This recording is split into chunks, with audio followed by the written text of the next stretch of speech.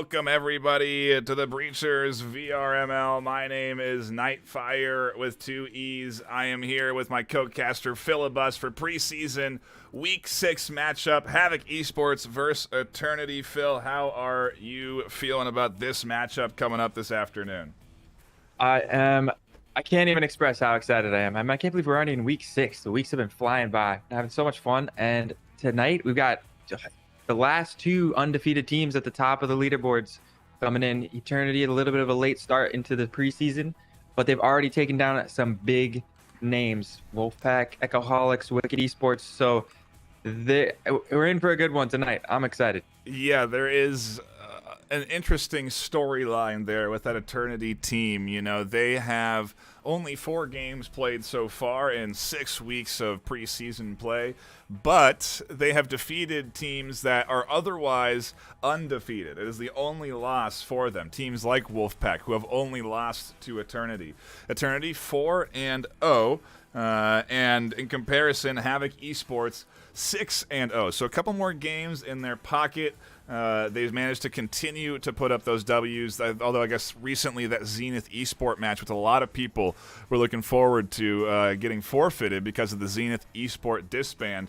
And Phil, I want to put our tinfoil hats on here for a moment and have you consider this. Do you think that it was the fear from Zenith Esports that caused them to disband going up against Havoc, or is it simply that Havoc are just what is the situation here with Havoc going in up against Eternity?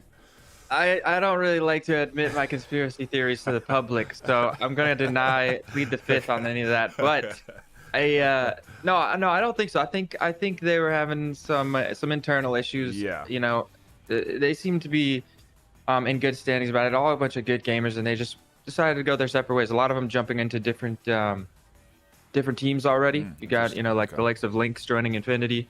These sorts of moves I've seen pop around. So I don't think it was I don't think it was any type of fear. I think it's a bit unfortunate. You know, they're at the top of the leaderboards, about to be fighting for that number 1 spot. That was going to be a great match. I was excited to cast that one, but it is what it is. Talk about being excited to cast the match. This one is certainly up there. I think this is our most voted on match on VRML.com so far to have cast.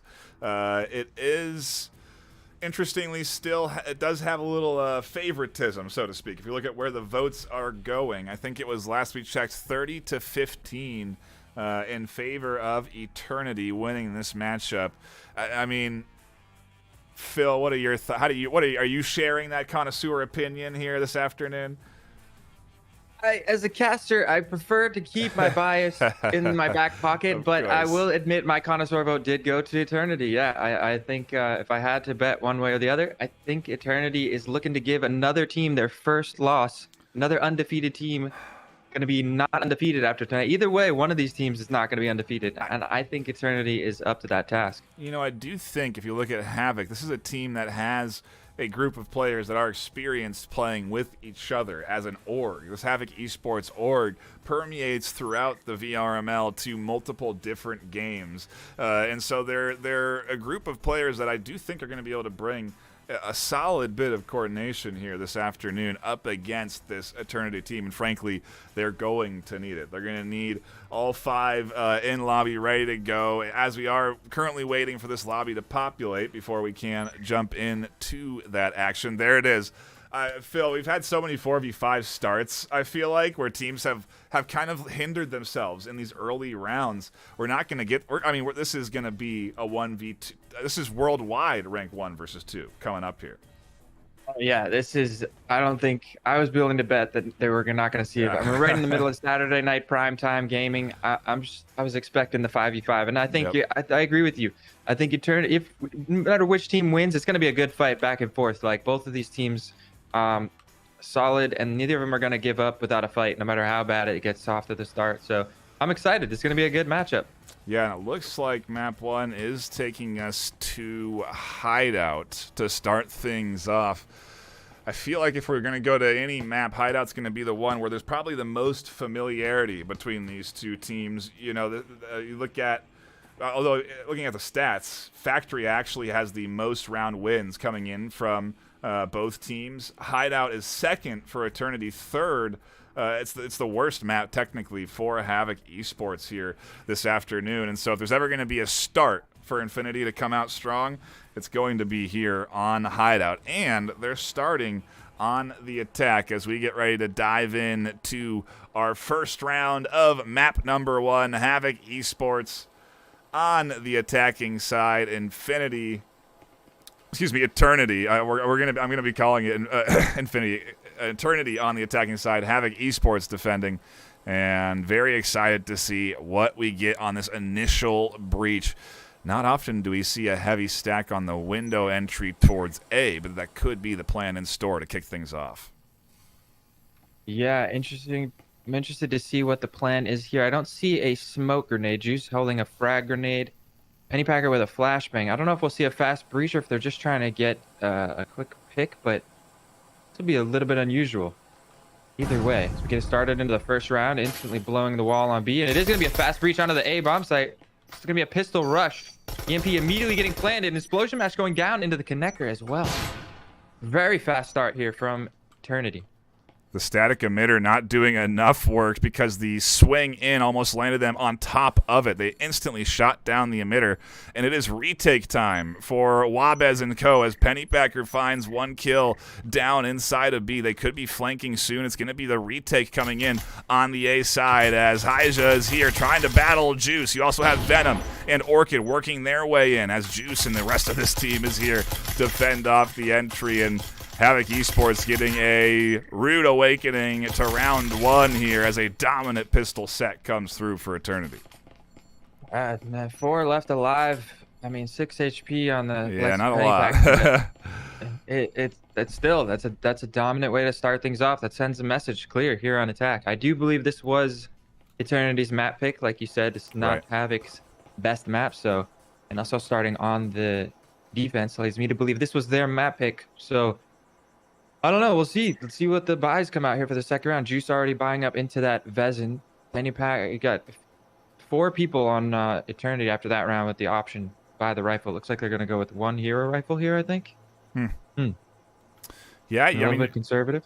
In the game of Breachers, you really can stack kills onto 1 or 2 players pretty effectively. It happens more often than not, it feels like, especially with the way the economy works. And round 2 looking good for Eternity. They have the 200 cash in pocket to the whole team from the plant, on top of 5 kills and only 1 death, almost 3, but thankfully for them, only 1. So almost the perfect start to that first round. So round 2, it's interesting to see that they are being as conservative as they are. But we've seen some teams buying into SMGs. Clearly, Eternity going to continue with this fast-paced Pennypacker barreling in. Smoke and Utility coming over the top. Hyja trying to fend off this push in as Venom and team go down. What is happening here? Eternity are completely shaking up what we've seen demonstrated in most of these high-tier games, and they are putting the pedal to the metal for round 2. That was done in maybe 20 seconds, Phil?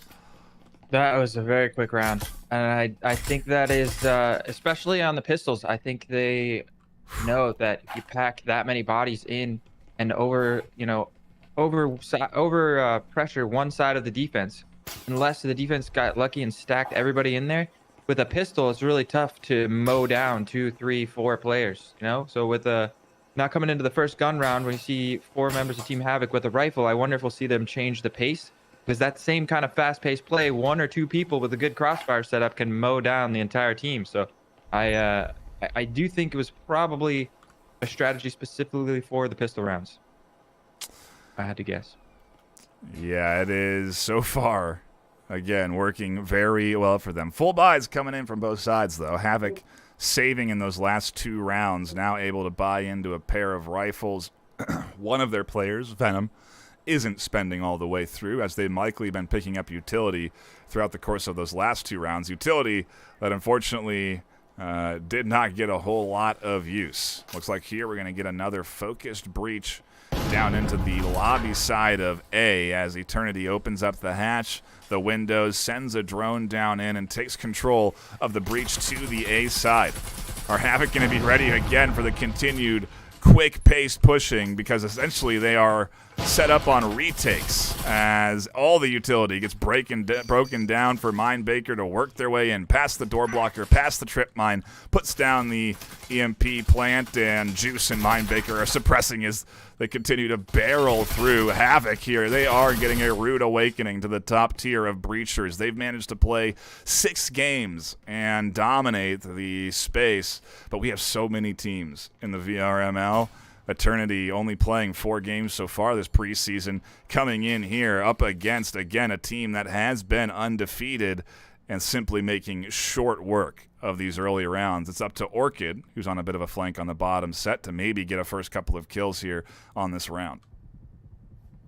Yeah, absolutely. I think the pacing didn't change as I was expecting. They did spread out a little bit more, which I think played to that, but still keeping the pacing up, going right in for that A bomb site, getting the plant down immediately. Catching Havoc on the back foot here at the start of this match, and I think they want to keep the pressure up and keep him on the back foot as long as they can. Not give him any momentum to get back into this, at least this first map. But if you're a Havoc fan, you want to see them shake this off and maybe shake the nerves off a little bit and get loosened up and get into the rhythm. It's Eternity is in a rhythm right now as they go up 3-0, full control of the set, tossing rifles around like batons as everyone is fully equipped with Vezins in hand. Full sets of utility from health syringes to breaching foam to active camouflage coming through. In comparison, Havoc Esports saving Eco-Wing so that they can potentially get 2 rounds on the board. That's what they're pushing for here, but it's interesting to see 2 rifles coming in. One technically was saved, so it didn't cost them. They didn't die that last round. They carried it with them into this one. And the other was bought by Venom, who had been saving their cash. So interesting sort of economy management coming in here from Havoc, even as they find themselves really struggling in these early rounds. They're still focused on making sure they have a shot going into these defensive rounds for round 4, even up to 5 and 6.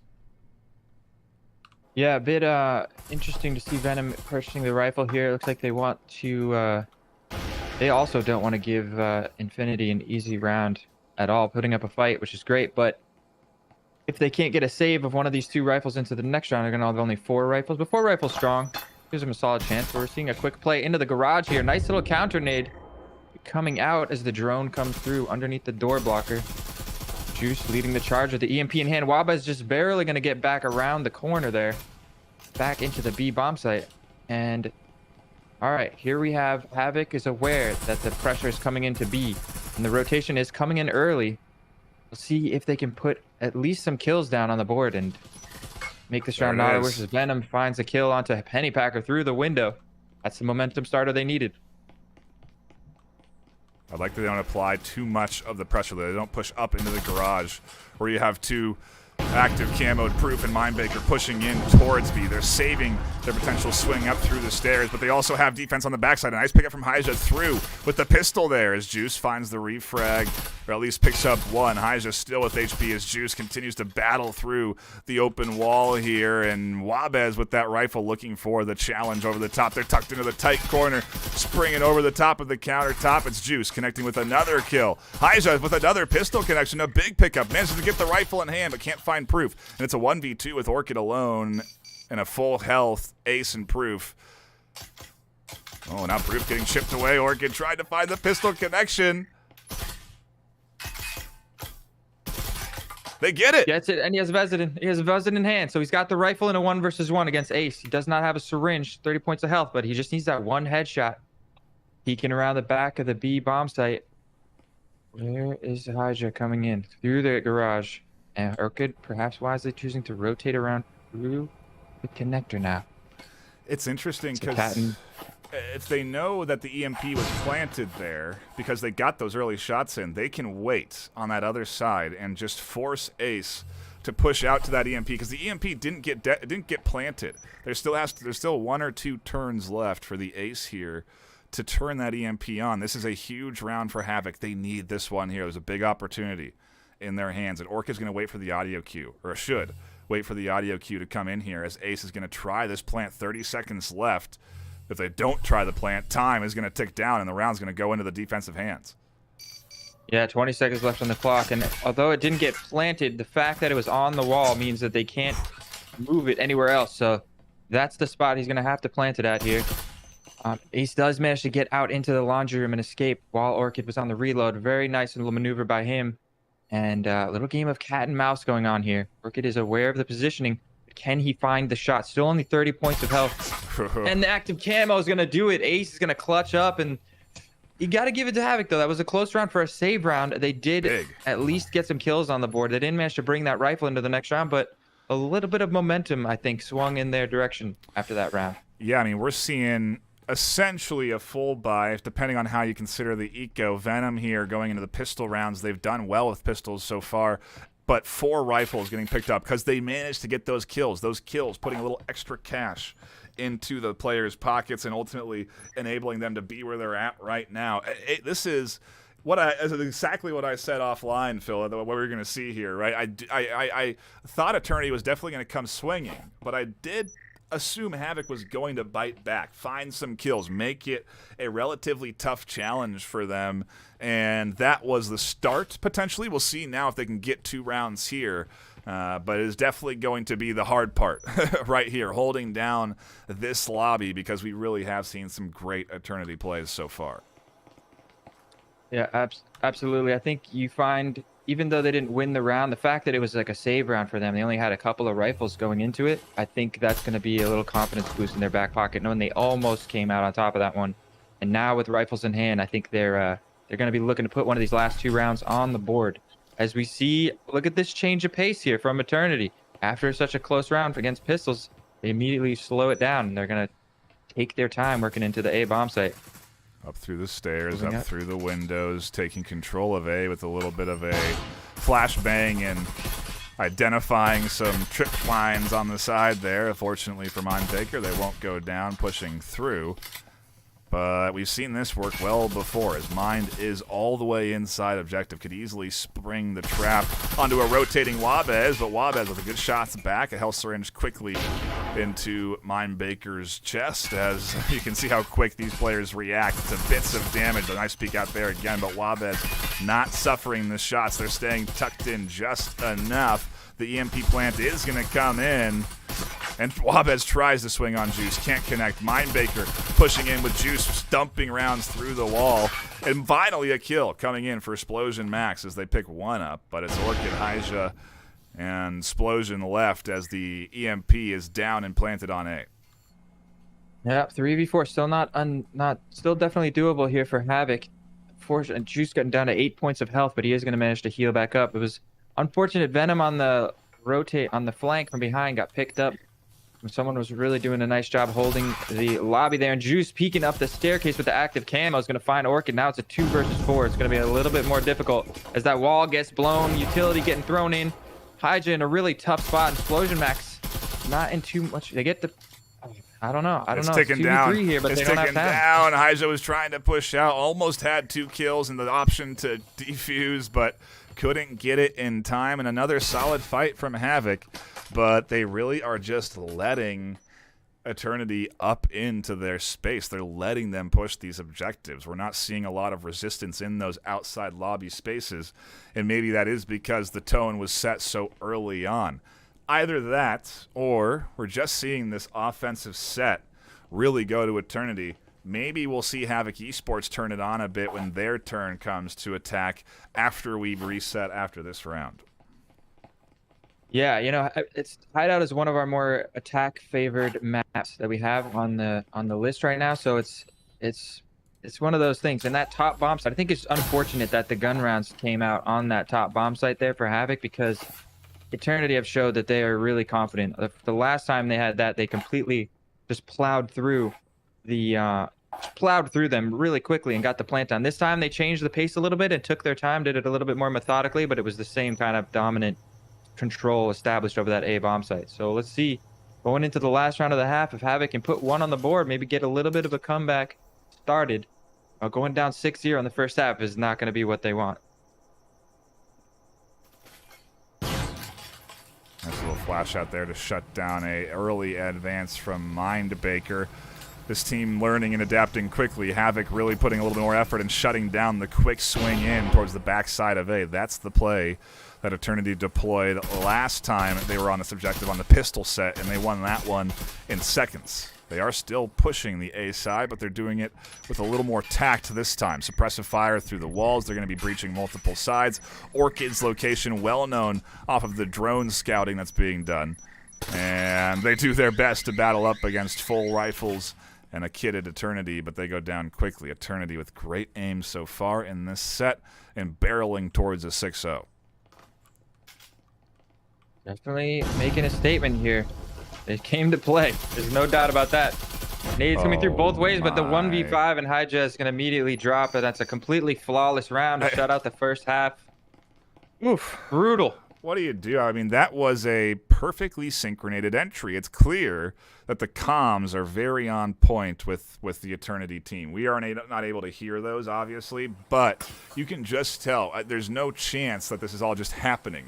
You know what I mean? They're saying, okay, here, foam down, 1, 2, 3, go. They're breaching in. They're timing up their entries, and that was, I mean, Mindbaker had the back of the entire team pushing in through that window. It was a great set. Ultimately 6-0 on the attack, and now Havoc have to replicate that level of success on the offense themselves. Not an easy task, as they do go in with only the option of tying if they take all 6 rounds. But I'm curious to see how the attacking set looks for this team, because I do know that they can put up a pretty decent breach in on Hideout. Yeah, I think Havoc's going to be fighting back the whole way, tooth and nail. You know, I think maybe they're undefeated. I don't think anybody has put as much pressure on them as Eternity is putting on them right now, especially coming out so fast with those first few rounds. I think the pacing has got them on the back foot, and I think if they can start stringing a few rounds together, or even if not, in between maps, I think they need to take a second to mentally reset, because as you can tell in their playstyle, frantically looking back and forth on a couple of them, the pressure is on for Havoc right now. Meanwhile, Eternity's got 6 rounds to try and close this map out. Yeah. Opportunities. Yeah, and we're talking your first defeat all preseason, potentially knocking at the door, as we do see a little bit of an opening engagement here. Wabez looking for the long-range shots, but it's actually just both windows being opened as Penny Packer's tucked in on a short corner. Juice just outside. It could be a double swing, but is the synchronization going to be here from a Havoc that they're going to need? This is a very aggressive defense that ultimately Hydra finds too aggressive. Penny Packer gets shot in the back. There's control here on B side, and this could be Havoc setting up for the push. Yeah, I do like the rotation from Juice onto the stairs here, but it looks like he is going to back up down the hallway. They're set up for a coordinated attack onto B here. Eternity seems to be aware 3 members stacked towards this B side, but they're getting a quick plant in the smoke. The spam's coming through, but the pistols aren't quite getting it done. But Explosion Max finally goes down. Wabez down to 2 points of health. Is still trying to get that plant, and the spam is going to take him out. Now it's a 2 versus 4. Just like that, it turns right on its head. And Eternity looking like they are going to shut this map down in 7-0 style, as Juice does finally finish up Venom, and that is map 1 going to Eternity. Dominantly. Whoa. That was not what I expected coming into our first map this afternoon, Phil. It seemed that a couple of folks had an inkling that Eternity was going to be coming out here strong. You certainly among them, with 30 other people voting in on the connoisseur votes on our website. But that was something different. I mean, honestly, I don't think I've seen a match or an offense like that in any of the games I've watched. I haven't seen a pace like that in pistol rounds. I love the focus on the first 2 rounds of going for the plant. Very clearly Eternity coming in on the attack with plant plays for those first 2 rounds, so they get those 200 extra cash, ultimately $400 extra into their pocket. Sets them up even more than most teams do focus on in those pistol rounds. Wow, definitely a learning experience. If you're tuning in, take some notes, write down what you're seeing here, try and replicate what you just saw, because that was clean from Eternity. And again, no negative to Havoc. for how they came in here. You know, doing certainly their best to find kills and to push down this Eternity offense. Some decent sets there, some good rounds coming in, but if they could have just got that 1v1, who knows what that 6-0 set could have looked like. Yeah, they just weren't able to get any momentum started. They almost got a nice pistol round, but they only had 2 rifles going in there on the defense, and just barely not able to clutch it up. I think it was the little Orchid with 30 points of health, didn't have syringe in hand. It was very close though. And yeah, that could have changed the momentum entirely. But yeah, I think getting flashbacks from, I think it was the last Zenith game that we casted. It was a map, I think it was Skyscraper. They were on the defense, but they were bringing it to the attackers right out the gate. And it was this very, very aggressive pacing. They would figure out where the offense was coming, and they would just swamp. It was an aggression that we hadn't seen on stream before. And yeah, Eternity making a case that hyper-aggressive play can be very effective. A really stellar map 1. But let's consider things here, especially in this game, Phil. You know it, I know it. Snowballing happens and is hard to control. We saw a effort of control there that almost worked coming in from Havoc, where they had that rifle save leading into another buy from Venom for 2 rifles on that defensive set. Almost came through on that economy save, but snowballing happens. And when we look at the stats, we're seeing a dominant favor coming in on Hideout for Eternity there. Again, 77% win rate versus a 58% win rate.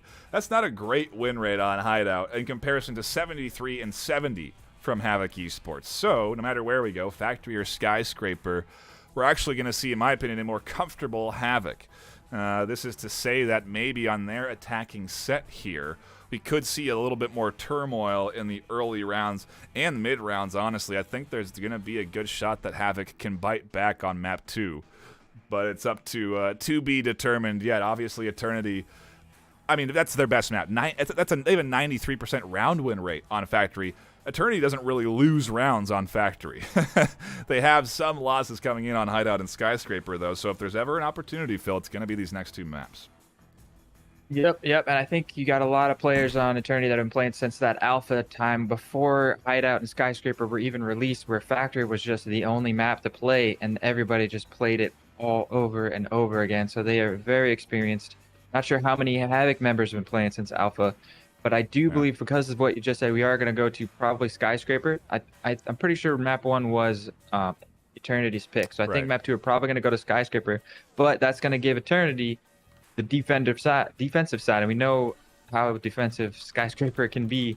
Certainly can snowball out of their control here, but I think this is an important moment for Havoc, and I think the IGL really needs to step up and calm everybody down. They're ranked 1 on the leaderboards right now. That even if they get their first loss, they're already having a great preseason.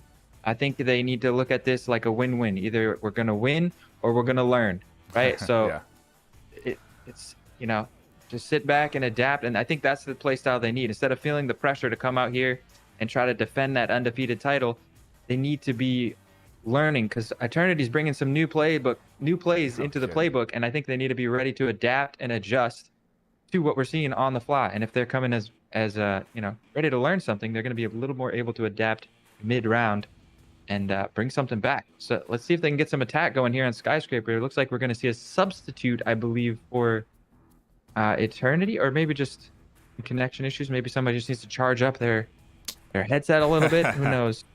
Waiting for a restart is the word I'm getting in, which gives us time to grab our Pro Tubes, Phil. Ooh. So, shout outs to today's sponsor. Yes, indeed. The ProTube VR, one of, if not the longest standing sponsor for VRML, offering fantastic stock options that help stabilize your aim in-game. I just used this bad boy on a Ghost of Tabor run and did quite good, I may say so myself. I came out with quite a bit of items. Definitely helps stabilize the aim in game. Mag cup attachments so you can snap in magnetically with your eyes closed. It's a great tool for VR in particular. Please do check out ProTube VR and give us your regards. Give them our regards. We love them. They're a great sponsor. Also, a fantastic sponsor, the HyperX team coming in with the Quadcast S and the Cloud 2s. HyperX providing some fantastic quality just PC utilities down to the keyboard and mouse. I use everything that they put out, and it has lasted me years. It is high-quality stuff with a good lifespan, great battery life still on the Cloud 2s. I rarely charge these things. They are that 300-hour battery, multi-day, 30-day battery lifespan headphones, and it lasts that long. I use these things all day, and they are fantastic. So an easy recommendation for me on the HyperX side, and we really do appreciate their support. Also, a quick shout out to Triangle Factory for delivering us this fantastic game, giving us all this support, being supportive enough to allow us to do this API stuff where we're pulling in the stats that you're seeing presented underneath me and presenting you all these great bits of information. A big shout out to them in supporting the VRML and the competitive scene. They are really interested and focused on making Breachers a solid competitive shooter, so it's been great fun to be alongside them so far. We should be just a few minutes away from the sub dropping in here and us getting back into the action. This is an official timeout coming from Eternity, so up to 15. Was that an accidental start, or are they going in without having their 5th yet? I do know that they could have called the timeout, but I'm not sure, Phil. Are we going into this 4v5 for Eternity? Do they really feel that confident coming off of that last win that they can start this set down? I mean, I just talked about it. This is a big risk if you do this. Oh yeah, I think time flies when you're having fun. I think the timeout maybe ran a little bit longer than we thought it did, and I think it was just a restart, right? The guy they're hoping he's going to come in the middle of the buy phase, but 20 seconds left. Tristan still in the server. We'll see. I mean, it was a 7-0 win. Perhaps they're playing a little bit of mind games here, trying to go 4v5 in for the pistol, but I think we'll see if it connect back up pretty quickly here. Yeah. Hopefully we're not having some technical difficulties on their side. Well, if there's ever a moment, it's going to be now for Havoc if they can come into a 4v5. And, oh, look at that. Literally as the round starts, they get in time. They won't be able to buy.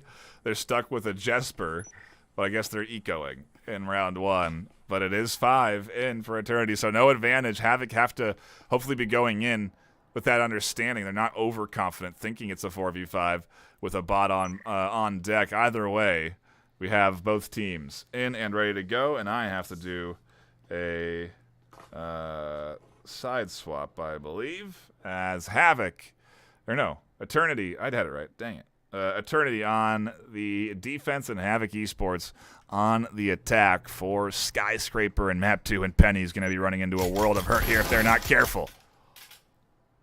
Perfect start for Havoc. That's what they wanted to see. 4 members here. Pennypacker just trying to get the information on where the breach was coming in, and fortunately he's going to pay for that information with his life.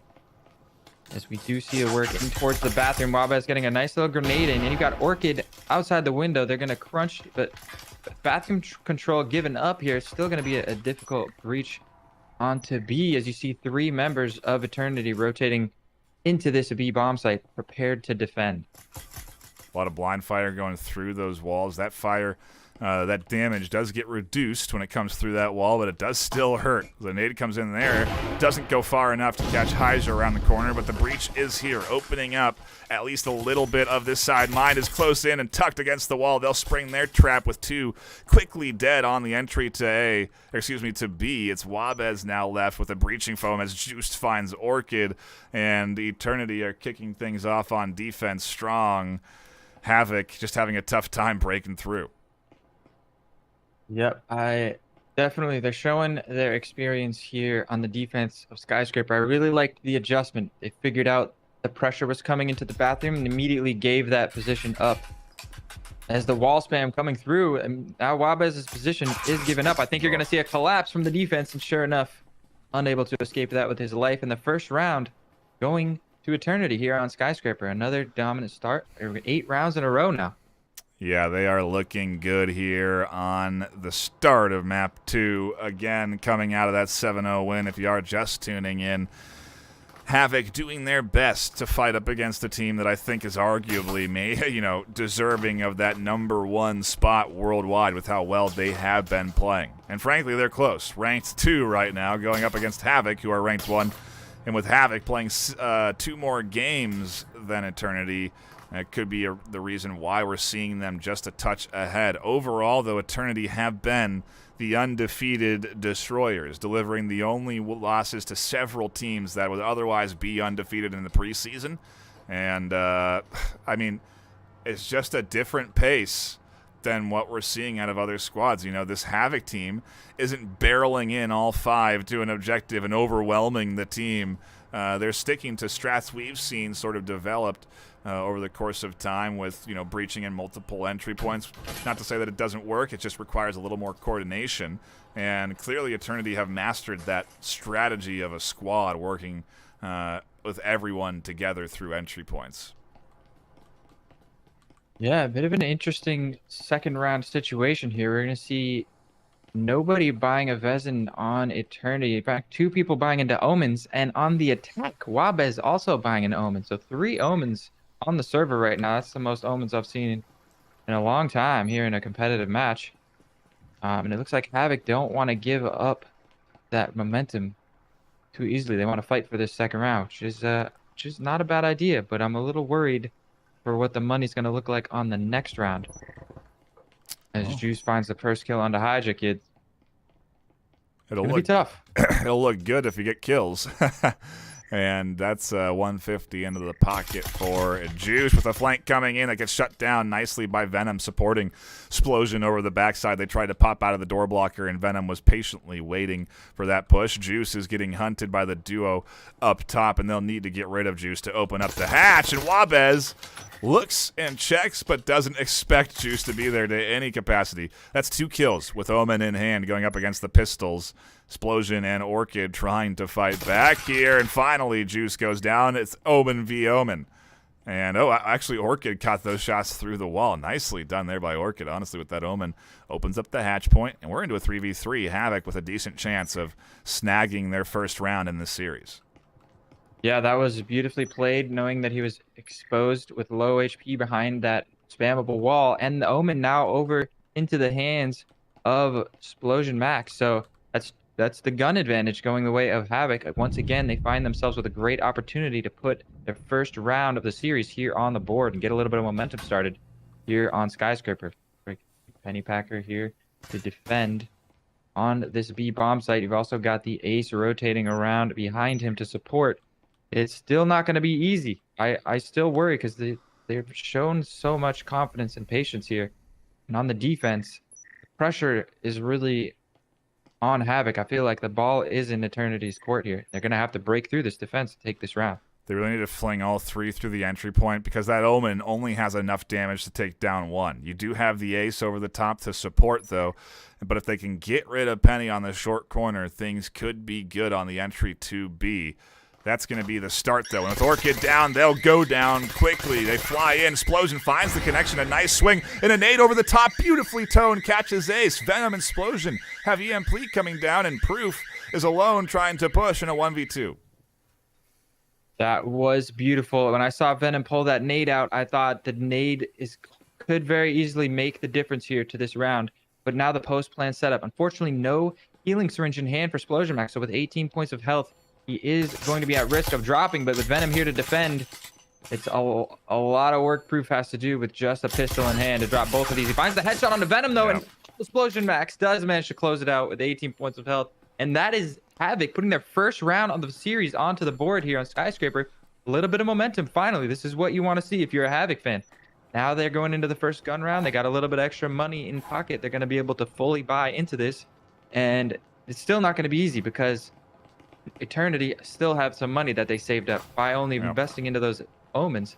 They've pocketed a little bit of that money, and now they're ready to full buy into this third round. The Omen's the confident pick. You're buying into that, knowing that you're going to need kills to really make it worth your while. If you don't, you're taking it's a risk. That's the beauty of these buy phases, right, Phil? It's that risk versus reward weight that has to come through, and we're seeing Havoc, although getting some momentum, not going completely into that with that Hija Kids sticking to the Omen, saving some cash. They'll be able to buy a rifle back going into the next round, and they're buying all the utility for their team. They're buying and dropping all this utility for the rest of the team to pick up, so that Havoc are even more equipped, but Hija is still their safety net. So is Splosion. It's an interesting bit of economic management coming in. Again, Havoc know what they're doing. This is not a team that should have been bowled over 7-0 on a map like Hideout, but they're going up against Eternity, who have just executed things so well so far. They can fight, and we'll see if they can get 2 points on the board here. Yeah, there's no doubt they want to keep this momentum going in their favor, as we see 2 members in the red room and 3 members looking to drop down through this event. It's going to be a heavily leaned crunch in towards this B bomb site. Like I said, this is our first gun round in hand, so this is really going to set the tone for the rest of the map, because both of the teams spending the majority of the money they have in the bank to buy into this round. So whoever wins this round is going to have a huge advantage economically going into the next round. Let's see who can open it up. A bit of a paced start. Havoc taking their time. I like this pacing from them. But Eternity, they're going to hear that foam on the wall. And you got, once again, 3 members here to defend on this B bomb site. It's not going to be easy. The damage coming out already. Whoa. Nice little trade back and forth. Penny's still behind this offense. They don't know that Penny's here. They've got 1, looking for 2. Splosion is still inside the EMP plant through the smoke, goes down, and there's Penny swinging around for the last one on objective. Orchid is alone. A massive shutdown from Penny as they tuck in and completely surprise this Havoc team. That was otherwise a great play from Havoc. They just didn't do that little bit of extra checking in the corner. Yeah, the one spot, it was playing off of the static emitter on the ground as well, knowing that nobody could come around that corner and shoot that static emitter without getting a very angry penny packer in the face. And he made a great move, because the ping came out, and as they pushed through the hole in the wall, he pushed over the static emitter. For those of you new to Breachers, the defenders placing that static emitter down don't actually get slowed or damaged by it. So even though it shut that lane off for the attackers, he was able to make an aggressive play around the back and pick up a nice little triple kill there. And I think we're going to see the save coming out from Orchid as the clock winds down. Smart. You got to bring at least something into the next round. I think Hija and Splosion also have enough money from winning that second round to be able to get a little bit of a force buy going into the 4th round. So maybe risky. That's what we'll see. It's so risky, but it pays off. They get a kill. They get a couple extra bucks into their pocket. They do a little economic damage to Infinity off of what I was not expecting there to be a kill there. But, hey, they found it in between a rotating Eternity team, and I mean, that is pretty big. That does, like we said, any damage economically is big here. Look at how little cash is available for Eternity. They could not afford to lose those rifles, because although they're going to be set up well enough going into this next round, they could have more cash. They could be even safer, because we're going to see, like you said, at least, oh no, they have enough Splosion 2,900. Orchid with the save. Yeah, Hija able to buy one as well. So they could go 3 rifles here, and they are. This is, again, just good economic management ultimately, because Havoc, with a bit of a safety net, are still able to put up what should be a competitive round here. And in comparison, because they got those extra kills, there's only 4 rifles on Eternity. I don't know why. Yeah, exactly. So it's not a huge deficit. 3 rifles into 4 rifles, especially if they can have a similar result like they had in the second round, and they were able to find the roamer. I don't know, but it was Juice on the roam last time, and he doesn't have a rifle. Oh, he does. He just buys it one at the last second. So actually, they do manage to get 5 rifles on the board somehow for Eternity. Well, they had the cash. I wasn't sure why they weren't buying into it. Maybe they had already, and the Juice had dropped it or handed it off to another player to add attachments to. Either way, Havoc actually, look at this. Havoc actually decided to save and sell their weaponry back, so they are going to go for the full buy into the next round. I don't mind this either way. I know maybe they were able to read that the economic control was into Infinity, and it's tough. You don't want to get stuck into that force buying every round for the rest of the half situation. There's 3 rounds left. I think if they save here, there's a good chance they can get full buys into the last 2 rounds. So I like this decision. A little audible from the IGL for Havoc. I think it's a good one. But this round's not over yet. If they can find a roaming kill and pick up a rifle or 2, perhaps they can make something happen. Wow, that was just a beautiful play from Mindbaker, waiting for the audio cue on the drop down to swing and spring that trap and find the first kill. It ultimately now throws a bit of uncertainty into the whole team of Havoc because their flank is unguarded. At any point, a push could come down through those stairs. It's not going to, but it does force Wabez to hold that stair side as Drone comes in here and they try and get some control outside of B. They're going to want to get into the bathroom, which is going to be no easy task because it is well defended by the Ace and Pennypacker, who have so far found a couple of kills holding this bathroom down. There's the swing, the double no, at least a shutdown from Hijo over the top. They got to worry about the flank from Mindbaker as that connects with 2. Mindbaker on the flanks has been huge, and they set Eternity up 3-1. An eco round for Havoc. They do some damage, but ultimately this Eternity team is well in control, and this is going to be the last-ditch effort from Havoc. If they don't get this, there's no chance they'll get the one afterwards. So, yeah, this is it. This is the full buy. This is their last round of this set that they can really contest. Yeah, I 100% agree. They really need to put this one on the board, buying heavily into it. 3 members, Wabez, Orchid, and Venom, completely broke after full buying everything that they can. It all lies on this round, and if they can take this round and bring some of those guns into the next round, they will be able to hopefully put a couple on the board. But just want to talk about that last round real quick. It was a very similar setup to the pistol round, with the major difference being they didn't catch Pennypacker overextending. So a nice adjustment from Eternity, with Pennypacker deciding not to push out and not giving them the opening pick, and it allowed him and the Ace to hold that bathroom position and give him a little bit more aggressive posturing than they did on the pistol. And I think that curveball kind of caught Havoc a little bit off guard. So changing their pace up on the attack was really difficult for Havoc to deal with on Hideout. And you were seeing a similar advantage from them on the defense, even changing the pace of the defense somehow. Very impressive. As Juice on the roam is going to manage to find one, but immediately traded out by Orchid. So 4v4. That's not a horrible start here for Havoc. You need to keep this going, and that's one chink in the armor of the defense here on this round. 4v4 and Hell Syringe and Nade into their hands. So, although the EMP went down for a moment, yeah, definitely a solid, at least a 1-for-1. There may be more yet to come, as they do have the task of actually pushing objective side, which is obviously where the rest of this defense is well and stacked up. Ace and Mindbaker waiting at the door blocker here, which this team is barreling towards on the Havoc end. How are they going to break through it is the question, and what's the defense setup? Ace is going to be aggressive and wait for this breach in. Seems to be the play, at least. Yeah, a little nade. I think it was down the hallway as well. They seem to be aware. Eternity already rotating over to adjust to this. They must be hearing the footsteps on the other side of the wall. As you see them, you've got, look at this, Mindbaker in the hall. You got back up down the other side, and it looks like they're going to call an audible on Havoc here and rotate back on the other side. I like this.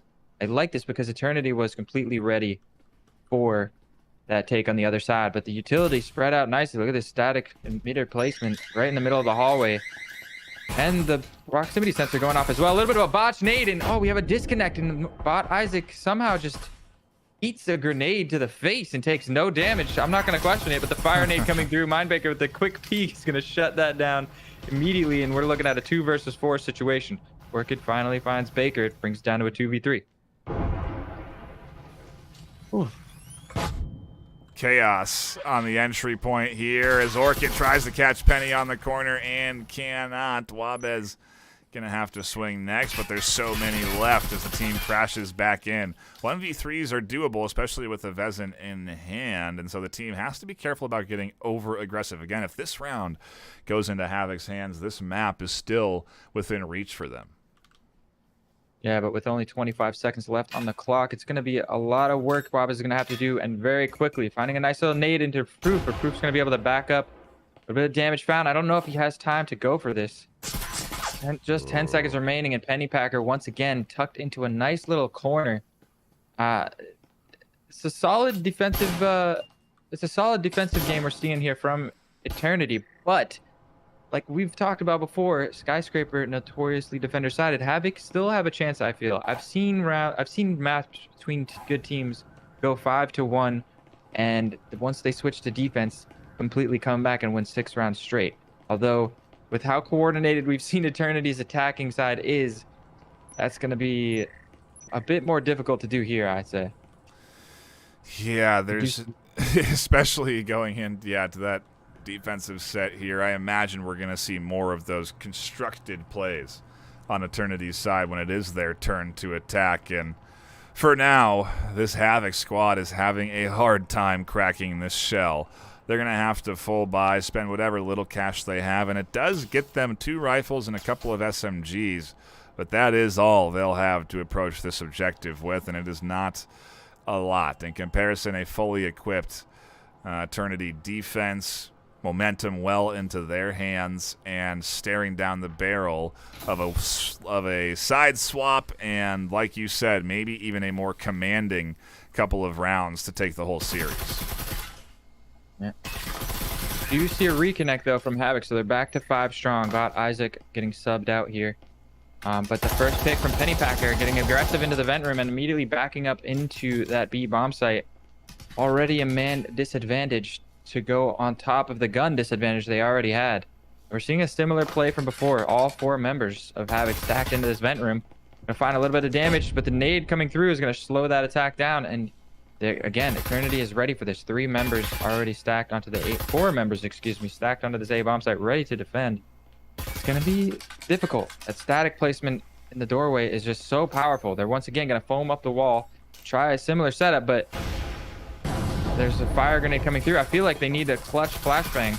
They're ready for Pennypacker this time as the opening trades are going their way, but Juice tucked into this corner is going to find 2, and now it's 2 versus 3. Proximity sensor going off, the wall spam's coming out. Juice manages to survive with just 26 points of health. Orchid peeking around the left side is not going to be able to find Mindbaker there, but the EMP gets planted, so now it's a post-plant setup for Havoc. 2 versus 3. How is the retake going to come in from Eternity? They're taking their time. I like the patience here. Yeah, they do have some. 20, what is it, 30, 40 seconds on that EMP timer, and it's going to be very much Havoc waiting for the audio cues on this EMP defuse, and then they'll peak, because right now they're certainly not pushing out. And look at how Eternity is just going to challenge this defense, get rid of the last defender. They don't even bother getting the EMP plant until they've cleared out the rest of the team. Almost 4-2. That would have been so big for Havoc to go into the defensive set. Eternity are still looking very good, so it's not to say they're not going to play offense well either. But that was almost the second point into Havoc's hands. Another close round for them, the second or third of this series.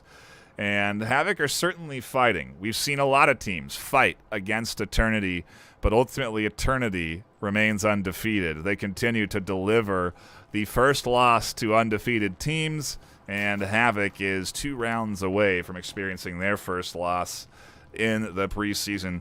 Their 7th game is what it took them to finally get a team that was able to challenge them. But, wow, it certainly has been a challenge. Eternity are really coming out strong here.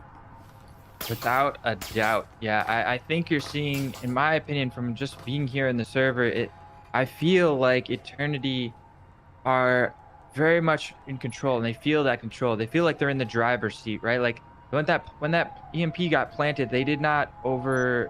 Yeah. They didn't panic, and I think you could see in the way that Havoc immediately gave up that space to Eternity and backed up. I mean, you're in a 2 versus 3. You're outnumbered. These are the opportunities that you really need to find some aggression and even the numbers up, because if you just back up and try to defend into a corner like that, it's giving up that space. 3 coordinated members of Eternity are going to take that space, back you into that corner, and then just crunch down. It's impossible. The way they played that was absolutely flawless. So not to take away from what Havoc is doing, I just feel like Eternity is more relaxed and in control, and they feel that dominance coming into this as we go into this first round of the second half. Immediately, bathroom control already going over to Eternity. Well, this is how Havoc have been defending. They've allowed Eternity the setup. They've allowed them to get into position, get all the foam down they need on the walls to then breach in to their desired objective. Maybe, though, Wabez can spring a trap here on the back of this offense if they don't delay too long. It is a patient offense, though, and you can see Penny is waiting. Ooh, a nice nade forces the rotation back, and Wabez catches them out before Penny can find Wabez. A really nice 1-2 punch. The breach into B getting shut down, and Havoc have a very clean defensive set coming out here to start things off.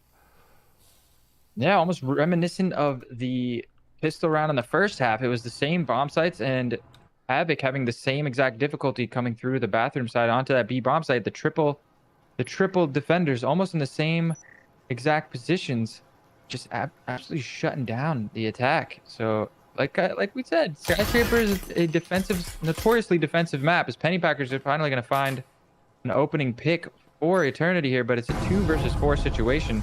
Havoc looking to get the second half off to a good start.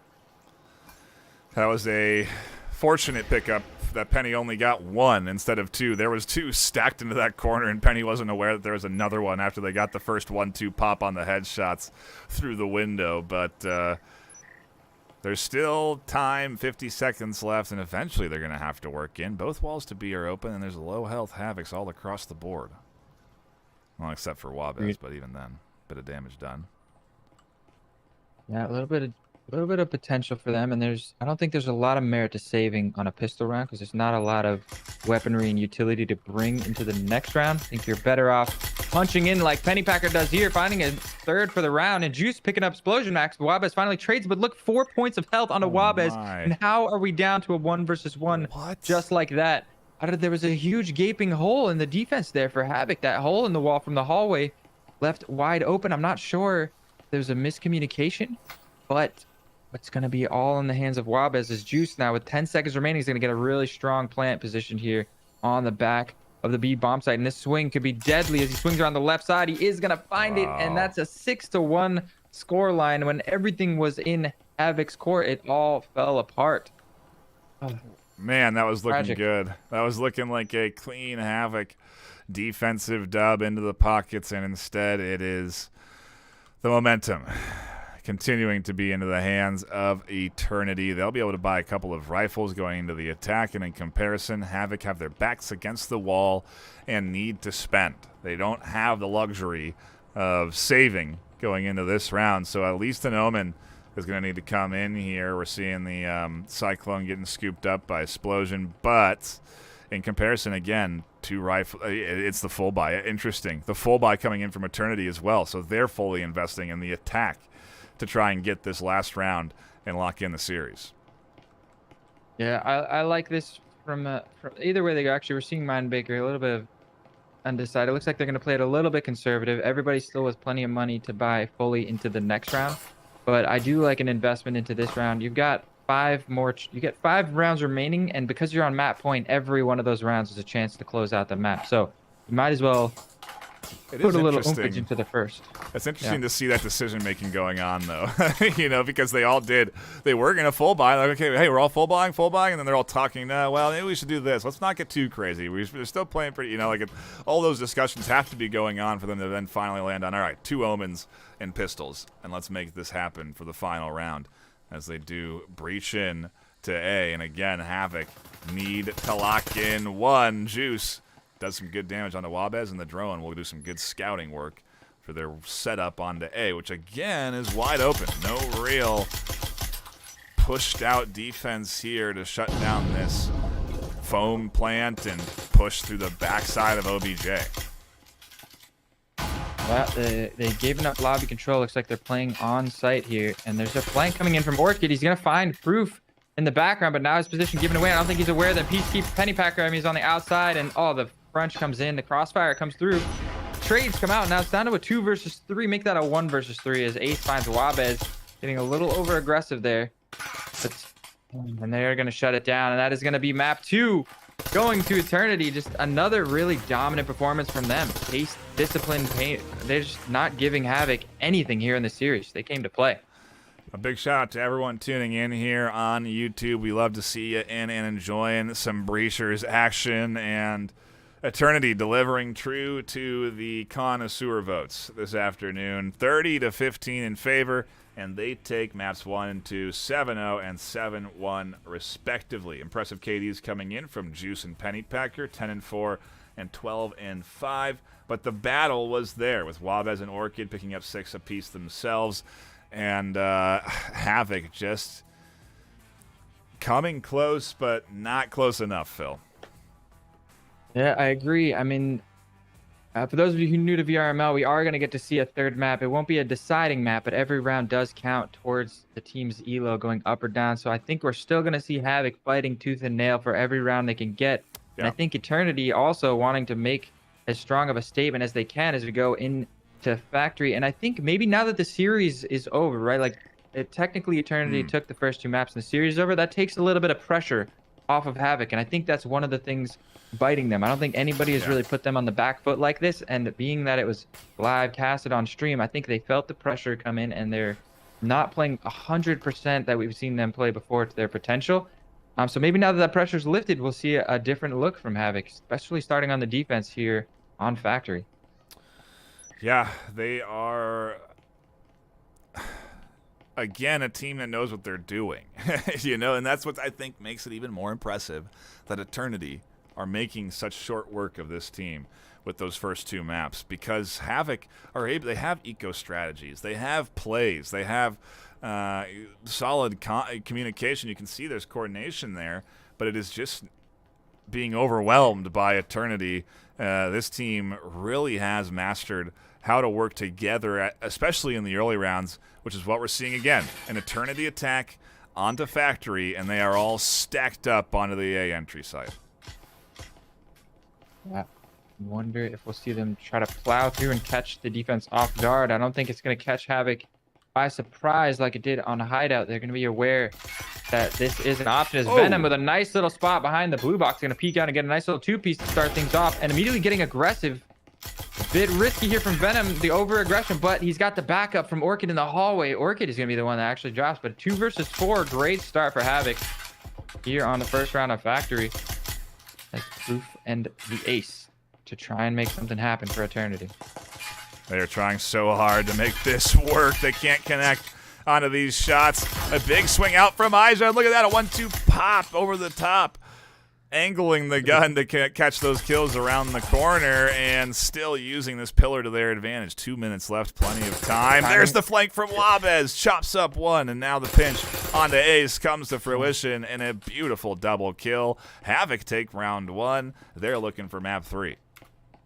Brilliant patience from Wabez on the bottom floor. I saw the timing coming out. It was interesting to watch, because the Ace was on the stairs watching for the flank for a little bit, but down to a 2 versus 4 with Proof trying to do all the work on the vending machine by himself. You can't just sit there and watch the flank and let Proof fight a 1 versus 3 or maybe 1 versus 4 for all you know. Very good patience from Wabez, finding that timing, waiting till the Ace pushed up, and just a nice little 2-piece to close it out. That's what you want to see if you're a Havoc fan. They're going to put a little bit of that victory money into the second round for you, buying some proximity sensors, some trip mines, a couple of rifles, and they want to keep this momentum going. Bring a few together, put a couple on the board.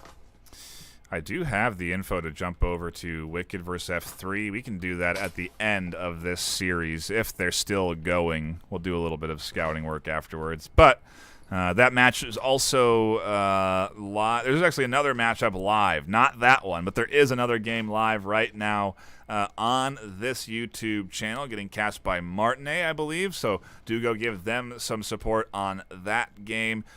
You can keep yourself maximally entertained between all downtime with multiple matches of Breachers live in front of your face, as we have a big entry coming in here from Eternity. Penny swings the catch 1. Wabez shuts that down, but the breach here in Proof. Everyone barreling through. Proof does go down to Wabez, not before Juice finds the kill, and in Chaos, there's 3 alive, with Orchid potentially rotating in from the back of the stairs, trying to pinch in on this team. Splosion catches 1 with their rifle by. Orchid has the omen. They find 1, looking for the double. Can't catch Mine just yet, but the battle's here, and Mine's alone in a 1v2. Yeah, that door blocker is going to have to be broken if Mindbreaker's going to... Look at this aggressive play Whoa. from Orchid on the outside. And with the blind fire, he's going to find it. That was a beautiful round there. Even though it was a 2v3, Explosion Max with the rifle in hand was able to be the difference maker. And Orchid with that nice flank down the orange stairs. Just wonderful play from them. I do like the attack, though. Eternity showing us they changing gears again and finding a really fast, aggressive press onto the A bomb site, and they did catch Havoc a little bit on the back foot. Unfortunately, Proof pushing into the connector, running out of ammo, and his pistol not able to seal the deal. I think that the player in connector there had like 1 or 2 points of health remaining. But Havoc do it. They put the second on the board, and they now have plenty of money to buy into this third gun round, and plenty of money saved up in the bank for the next one as well. A little bit of insurance policy. This is the best we've seen Havoc in the set so far. Eternity definitely letting slip those first 2 rounds, not necessarily seeing that coordinated breaching working out as well as it did on maps like Hideout. I guess it goes to show you that there are weak points to that sort of style of stacking everyone up together and trying to work your way in under chaos. If the other team can counter with chaos of their own, there can be success in that. Now we are seeing, again, Eternity trying to climb back into this, but this could be Havoc's chance to really snowball map 3 here. I couldn't agree more. It looks like because they lost one of the rifles from the pistol, Venom unfortunately going to be having to stick with that Spectral here on the gun round, but very, very ready to win this round. Plenty of utility down. They've got the static field emitters down. Got plenty of nades and fire grenades. Proximity sensor going off, but Ace is going to be able to pick up Orchid on the bit of a roam. You still got Wabez roaming upstairs, so maybe a bit of a... Oh, he would get over aggressive out the lobby is what happened. He tried to get a quick peek, but you can't catch Eternity slipping like that as they blow the wall onto B. It is going to be a B crunch. Hydra kids and Explosion Axe here to defend as the shots come over the top. Hydra finds the headshot onto Proof around the left side and down to a 4v4 now. Explosion trying to peek out through the breach. Can't. Hydra still fighting on B, but Mindbaker barrels through. Is Wabez going to do something crazy and try and push in on the back of this team? You still have great patient attackers here from the Ace watching the flanks, and Wabez could be vulnerable if they're not careful. They're the last defender, and they are careful. They know what this Eternity team does on the setups. A great read there to shut down one, and now they're going to have to retake with Mindbaker and Penny holding things down. All the kids at home, when you are crossing the street, be sure you look both ways. Great wherewithal from Wabez to check outside that window. It was looking grim. I did not expect him to get that 180, but still in a 1 versus 2 now. I don't know. There's some merit into saving this gun. He's the only one on the team who's not going to be able to buy for the next round. But now that he got the headshot on the Penny Packer, I think he's going to go for this. Not enough time. Even corner. if he swings on the Mind, and they do. Oh, he's got it. It's ticking Definitely down. enough time. It's going to be close, but I think he's going to get a few seconds left on the clock to defend, assuming he doesn't have any technical glitches yet. Oh, 0.55 seconds is a half second away. What a clutch from Wabez. I believe that was a 1v3, and it all started with that nice awareness to peek out the window. Oh, great round. That was huge. A beautiful pair of snapshots from Wabez as they direct the bullets right into the heads of their enemies. Great reaction time, and this is the game. This is what we're talking about with the snowball, Phil. What would have happened if this was map 2? You know what I mean? Imagine the series we'd be set up for going into Skyscraper. But, hey, things go well for Havoc here. They're now looking at almost a guarantee of 4-0 on this defensive set because it is a fully equipped Havoc defense versus a saving and an economical, an eco round coming in for Eternity with just the Spectral buys. The most they're looking to do is a little bit of damage to the Havoc players that have rifles in hand. But even that, they're still going to be able to buy going into next round. So Wabez 8-1. Look at the KDs. They have definitely clutched up a couple of points, a couple of kills for this team to be up 3-0. Yeah, he had a big round last round as well. I think picking up at least 3 kills with the Spectral, no less, in the second round there. But beautiful performance from him. I agree. I think perhaps we saw the Eternity really maximizing off of getting that first map pick. So Bob is once again on the roam, looking to get aggressive, but did the pings come out? I think they spotted and they at least heard him for sure. Rotating back around, they're all on this top floor, so it is going to be tough for him to get out. He is trapped, and he does not have the convenient opportunities that the attackers have to just jump out of a window and go outside. That will give his position away to everyone on the map. This is so risky, too. If they go down, it's a rifle into the hands of one of these players who otherwise wouldn't have one. Could also mean a couple of kills into their hands as the whole team comes pushing into Wabez for this rifle, but it costs them 2 of their players. Is that worth it? Maybe. It does get them that fully equipped Vezin, and it's a 3v4 going into the rest of the round. 2v1 is not bad. I don't know. It depends on how much work this Vezin does. 2v1 isn't horrible, but giving up a fully kitted rifle it's debatable. 4 rifles versus 1 rifle. Still, I like Havoc's odds to keep this momentum going into this 4th round. With all 4 remaining members pretty well spread out with a lot of map control established. So wherever Eternity do decide to breach down to the 2nd floor and try to get the map control towards the bomb sites, I think Havoc is going to be aware very quickly, and you're going to see the rotations come in. That preparedness for them. I think they're ready for whatever Eternity throws at them this round. Seems to be the case, and well, when you have all the utility in the world and you're fully equipped, it also makes you more confident. We see plays like we just did with that roamer up there trying to battle the whole team.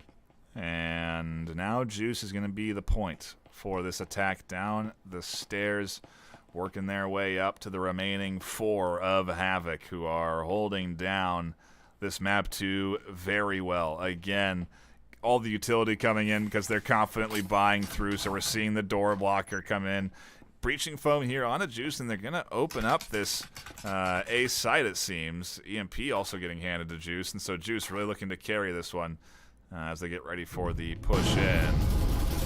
Beautiful fire grenade to slow that attack down. They're not going to be able to get through that door block, but a nice nade coming through does a lot of damage to Hydra, but Venom and Hydra with the crossfire just peeking through. It's all down to Juice. He does have the rifle in hand. Finds the first one. No! Finds the second one. 1 versus 2 now, and he's got the sight, but with only 7 seconds on the clock, he's going to have to stick the plant. Explosion Max just going to be able to swing this and deny the round. Does he get there in time? Yeah, he doesn't get the plant down.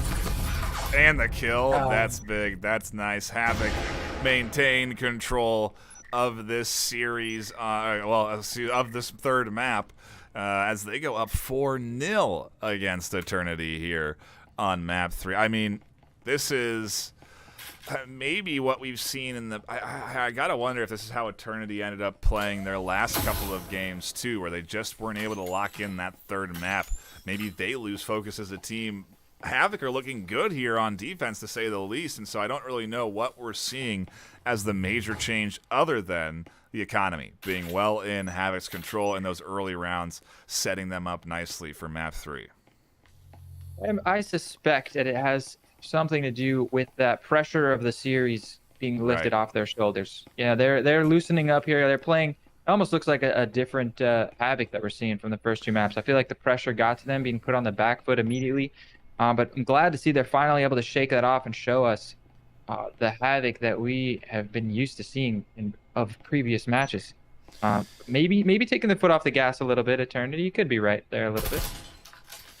Again, a reminder to hit that subscribe button, hit that like button if you're enjoying the content. We'd love to see you around for more, as there is more of it here. A nice nade from there almost finds the full kill on Mind, and Orchid almost kicks things off with a beautiful aggressive peek out of the window for the defense. But it doesn't come to fruition, and we are going to see Mind likely able to heal up. As there is a health syringe there. Juice is going to give them a little bit of juice. And Eternity will have 5 alive, taking control of lobby. Yeah, and it's a full buy round this time from Eternity, so they're really looking to get their first round of the map to the board here and stifle this momentum that Havoc has got rolling. Full side control of the electric, and everybody taking their time, not making any noise until that proxy sensor goes off, and now that's their position given up. And you see the immediate shift over to that A bomb site. 3 members here to defend with Hydra not far behind in the connector. Quick little jiggle through the door blocker. A bit risky there to get the info. Perhaps just toying with the attackers. And Wabez on that flank is going to be in the position to pinch from behind. We've seen how powerful this flank from Wabez can be if he finds the right timing. Gets blown, or the wall gets blown, excuse me. Oh, and coming from the back is Pennypacker, completely unaware. Was Venom in the corner, but the trades come through. Orchid picking up a double, and Wabez on the flank, but they do get shut down. Now it's all down to Hydra, but he brings it to a 1 versus 1. He hears the EMP get planted on the wall. His information is all there. Pressure comes in, and he's going to stick the plant. Linebaker, very confident there. Oh! And he's going to get the headshot, and that's the first round for Eternity here on Factory. Don't call it a comeback. They are looking to get 2 points on the board before they reset. And economy and the advantage that Havoc have accumulated here in these early 6 rounds goes away. Eternity get a chance at putting up their own defensive rounds themselves, and we could see a score reversal depending on how Havoc manage this first loss of the map. It's, again, isn't over, but there's still a ways to go. 3 more points for Havoc to secure, none of which I anticipate to be very easy, especially with how well, again, Eternity have been playing so far.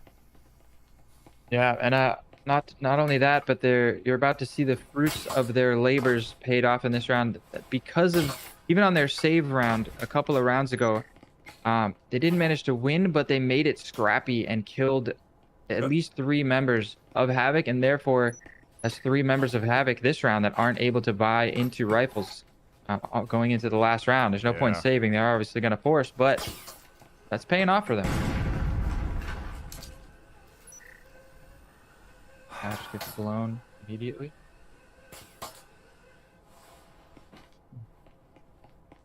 Nice methodical start to this final round of the half. It looks like once again they're thinking about taking control of the top floor.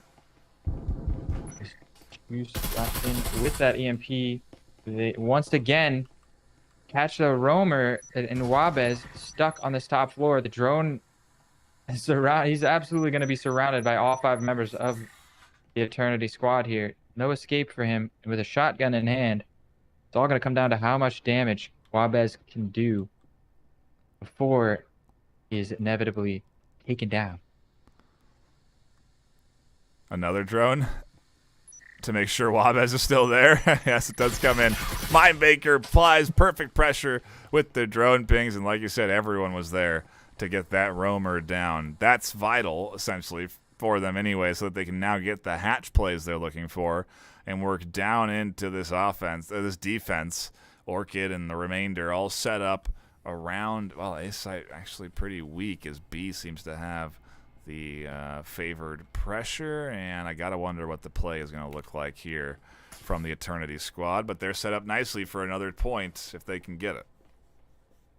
Yeah, this is a nice play from Eternity here. They've got, but you didn't see on the back, Pennypacker foamed up the hatch over by Museum, and it's going to be a diversion as they are all stacked onto this orange staircase side. I believe he's going to blow the hatch to try and fake out the defenders here, have them turn and look the other way while the crunch is going to come down into this A bomb site.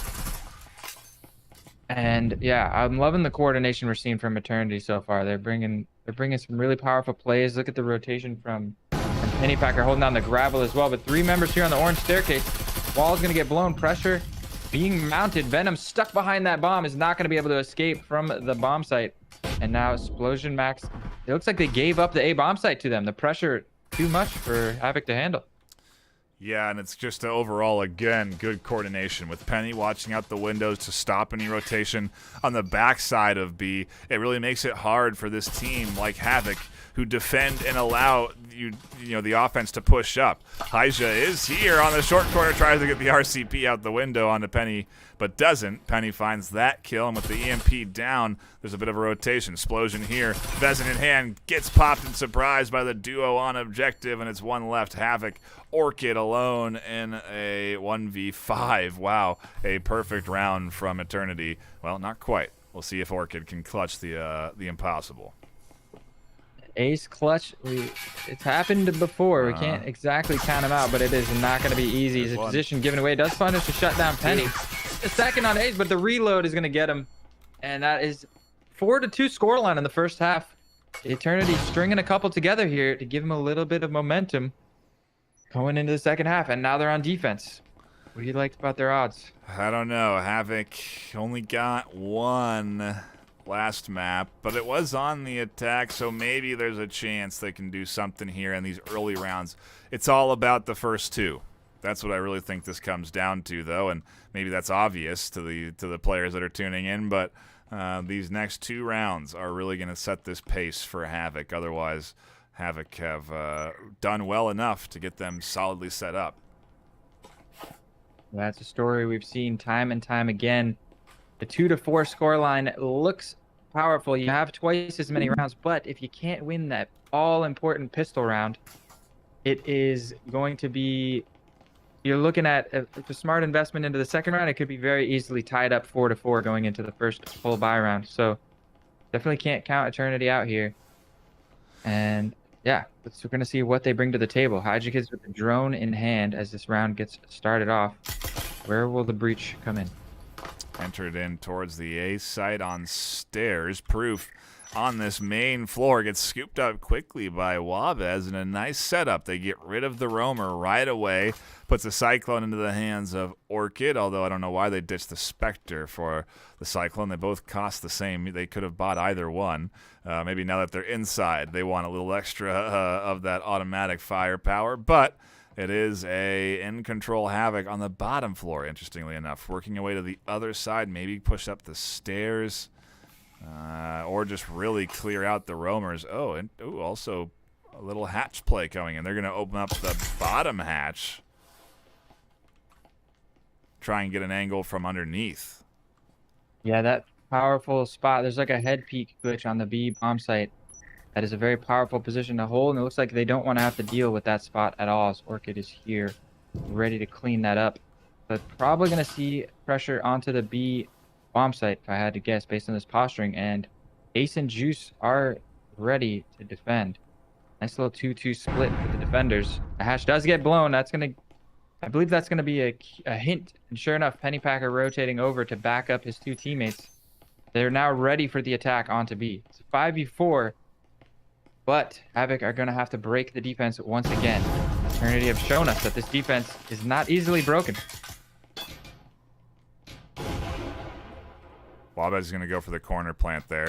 They have Overwatch from Venom, but not for long as Juice finds that kill. Wabez getting the plant, but Juice applies short corner pressure. A nade comes in. And backsplosion off, but they go down on that kill. And Heiser continues to try and get the plant. Orchid coming up to reinforce. Their kneecap peeking up around the corner. 3 left alive and still fending things off on the Eternity side. Yeah, like we've seen before, once they place that EMP on the wall, that is it. It is stuck there for the rest of the round. So if they're going to get this plant in, it's going to have to be there. And all 3 members are here to defend. And Pennypacker going to shut down Hydra, all down to Orchid in a 1 versus 3, trying to get some aggression in. But that is Eternity setting the tone for the second half by winning the pistol. Off to a good start. Yeah. They are looking to come back in this map. They were not clearly happy with the opening 4-0. They finally recollected themselves. Ultimately, again, that's almost like... It does have me... We've talked about it. I think about it. You know, how does the economy really dictate the game? You know, and I feel like it has a major impact. You know, I mean, obviously. But we really do see, you know, if you get that first round, your chances are substantially higher for round 2. If you get 1 and 2, you're set up for a challenge in round 3, but you win 3, round 4 is yours, you know. And then that is just, again, it's that snowball mentality of there's only really 1 out of 2 rounds that you can try and get wins. Otherwise, again, how do you manage your economy? Maybe you give yourself a slightly better chance. There's so much to think about, Phil, when it comes down to it at the end of the day. With these teams are processing strategies and deploying what they're deploying, and not a lot of that obviously could be considered by the average player. As Penny here on the short corner springs their Omen trap, finds two before Venom on the back end with a drone in hand can do anything. They try and get out of the drone, but not in time, and Penny's already shut down most of the entry. They lost another one trying to get into A, and it's down to just Venom and Wavez. Yeah, brilliant start to the second round. Very clean. They're looking for the flawless round here as Venom stuck in a 1 versus 5 situation. EMP in hand. He does have the tools. If he can string a couple headshots, maybe yoink one of those Omens. I think this is why we see Eternity buy into the Omens. Not only does it give them the money to full buy in the next round, but if they happen to lose one of those Omens, it's not as devastating to their defense, and they are going to get the flawless round and tie it up 4-4. Just like we said, that 4-2 scoreline all of a sudden completely evened up. And like you said, with the economy, this game having a much stronger effect than in other similar games like Counter-Strike or Valorant that you may be familiar with, because there's just not as many rounds per half. It's a race to 7 versus in those other games with a similar economy, a race to 13 or a race to 16. And yeah, so those pistol rounds and that economic momentum being ever so important here on Breachers. Regardless, happy to have a close map 3 come in here from Havoc. Total scoreline well into the hands of Eternity at this stage. They're looking and barreling towards the 21-5 overall. But still, a couple of rounds from Havoc up against this Eternity squad. I think that's an accomplishment in itself. It's something for this Havoc team to look back on the videotape for Map 3 and really try and hone in, hey, what worked for us here? Because we did some good stuff in these early rounds on defense. And they're now going to have, again, a pretty tough challenge ahead of them, but it's the full buy for Havoc in comparison to a minimal buy. Honestly, 2 Omens and 3 rifles on the side of Eternity. Yep, so I think this is what we know in the business as a bonus round from Eternity. They're not going to invest a lot of money. Any damage they can do either to the scoreboard or economically is going to be icing on the cake for them, but so far, Havoc up to a strong start, but Mindbreaker with that Vezin is going to trade things out. 4v4 and a lot of damage coming into Havoc. Oh, but the Venom and Wabez with the 2-piece. But perhaps over-aggressive there. They're really desperately clawing for control of this B bomb site, and the crossfires were just so strong, and now Venom finds himself stuck in a 1 versus 2 situation. Where is the EMP? Just down to the left in a spot they could rotate towards grab and plant. They have to be careful about when they do it, but they do. Get that EMP and rotate back out, getting a health syringe. Interesting. Yeah, that's smart. Scoop that up and get themselves back to full health before they challenge the duo of Penny and Proof, who are still alive. Penny also getting a full heal. There's the EMP plant. Penny's on the short corner. They'll peek for their defensive kill, and they'll take the round 5-4. 2 more left for Eternity, and they have the series with all 3 maps in their pocket. Venom proven so far that he can be deadly, but Pennypacker coming in with the anti-Venom there, absolutely shutting that round down. And it was a good chance. I mean, in a 1 versus 2, the time winding down, I get the pressure, but I think perhaps going for a fake plant and getting aggressive, you really want to try to even up the numbers before going for the post-plant setup, in my opinion. But I'm not in the server. Venom's got to go with his gut, and that is going to put them onto the back foot. Unfortunately, 5 rounds on the board for Eternity, and Havoc don't have money to buy into this round. So very likely to see Eternity go up to map point here on Factory.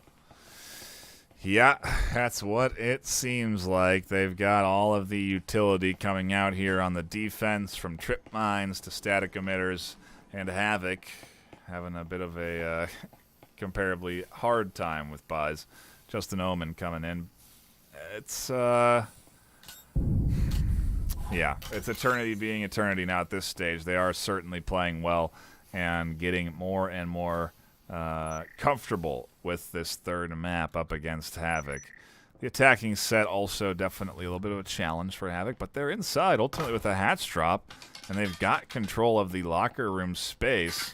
Juice is here and shuts down 1, 2. Proof swings out. Nice stand corrected. Locker room is not theirs, as they all are dead trying to take control of it.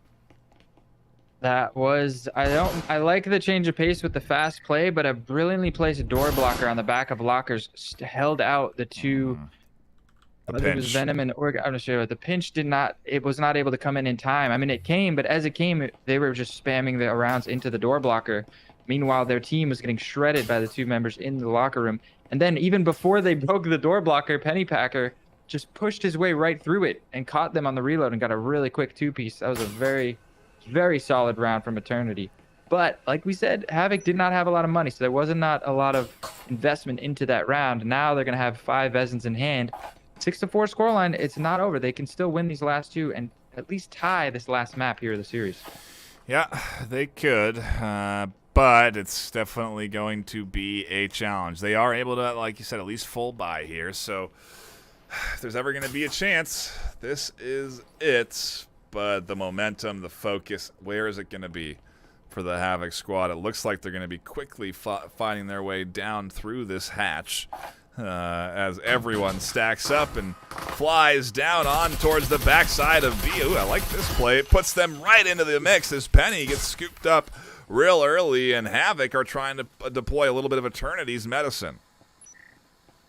Yeah, that was crazy. Just spamming through and breaking the door blocker, but instantly finding the headshot on the Pennypacker, who has been so effective here on the defense. But the crossfire, ace in the connectors, finding a quick two-piece. The nade from Juice comes out, and it's just Explosion Max in 1v3, and he's going to get scooped up. And it is going to be the clean sweep from Eternity, taking all 3 maps in dominant fashion here tonight. Very great showing from them. Yeah, a very solid job coming in from the Eternity squad. It's what we expected, Phil. But honestly, Havoc put up a solid fight too. Happy that we jumped into this series and managed to catch the action, because ultimately we did get a solid battle there on that 3rd map. But yeah, Eternity is a team that we're going to have to keep an eye on at the very least. There's one more week of preseason, and then we go into tournament mode, where we have a final couple of matches to crown 1, 2, and 3 teams in the specific regions. It's going to be exciting. You're going to want to be around for the post-preseason. But there's more to come. I mean, Season 1 is just on the horizon, Phil, and I'm already starting to look forward to that. This Eternity squad is going to be a powerful team in Season 1. I cannot wait for Season 1. Yeah, very excited. It's been a great preseason so far. And yeah, actually, what was the word on that F3 match? Did we miss the tail end of it? We can F3 versus Wicked? Pop out and see if the server is still live. I would imagine that, considering how quick our matchup was, that they also would still be playing. And I do see a series being duked out on Factory currently, so I'll go ahead and make sure I get you into that as well. And we may take a brief break, but let's see if I can get in. And we may not have to, Phil. We could just go right into some action on Factory. 6-5, a close one here to say the least. And yeah, we're going to be going into round 11, the last round of this map. We've managed to tune into. I have no idea what map it is. I'm going to guess probably map 2, considering the pace. It would be impressive if this was map 3 already. Yeah, I mean, who knows? F3 and Wicked, both very strong teams. Neither of them likely to give up anything too easily, so hopefully we got a 3rd map of action here to catch. But it looks like F3 in a bit of a tough spot. Wicked up 6-5, and they don't have a full buy going into the last round.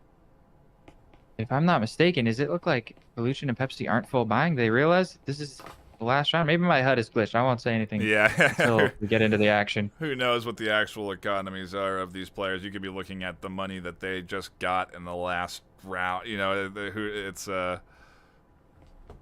We'll figure it out. Well, or we won't. At least we're watching the last round, though, and we're going to see if Wicked are going to take this map, because this is what it comes down to. Full buys from the Wicked side and a minimal buy coming in on the side of Angel or F3. It's all they could afford. Yeah, so at the very least, we're going to catch the epic conclusion here to this map, as Determined has got an aggressive posture, but that nade is going to shut down the attack as well. Pepsi taking a lot of damage, but Determined in a one-off spot. That door blocker is keeping him safe from the other side for now. But until once it gets broken, the crunch, it looks like all 5 members of F3 are here stacked and ready to crunch onto the storage side. How many will be able to bring down with him is the question. Determined Fearless, 16-9 scoreline so far. He's been a force to be reckoned with. So, and a trip mine. Pepsi just catching all of the damage. He gets a quick 2-piece, and TBG Dog is there with the crossfire, taking out Angel, and just like that, this attacking idea from F3 falls apart. Not able to break through the strong and stable Wicked defenses. Pelican goes down, Pollution, and it is Basil catching the final 2 kills. And it is... Oh, I picked the wrong matchup. It's who is playing? This is Formula 3 versus Wicked. Yeah, Wicked out here. And Wicked actually taking that round. Whoa, we're all over the place with our with our assets right now, as you would imagine, because we did just dive into the middle of that final round of the map. But it is going to be the map win from Wicked. We'll wait around to see. We could have a third map to tune into between these teams, as it doesn't seem anyone is leaving. So I'm going to guess that was map 2. And I'm going to do my best to sort things on my side to get us all the stats and the appropriate teams on the appropriate sides here. But for now, we appreciate everyone that is tuning in and hanging out. And we will do our best to get you all set up on the stats side for this next matchup, which is, again, Wicked versus Formula 3. Looks like we are going to get a map 3 on Hideout. Looks like that was map 2. You were right.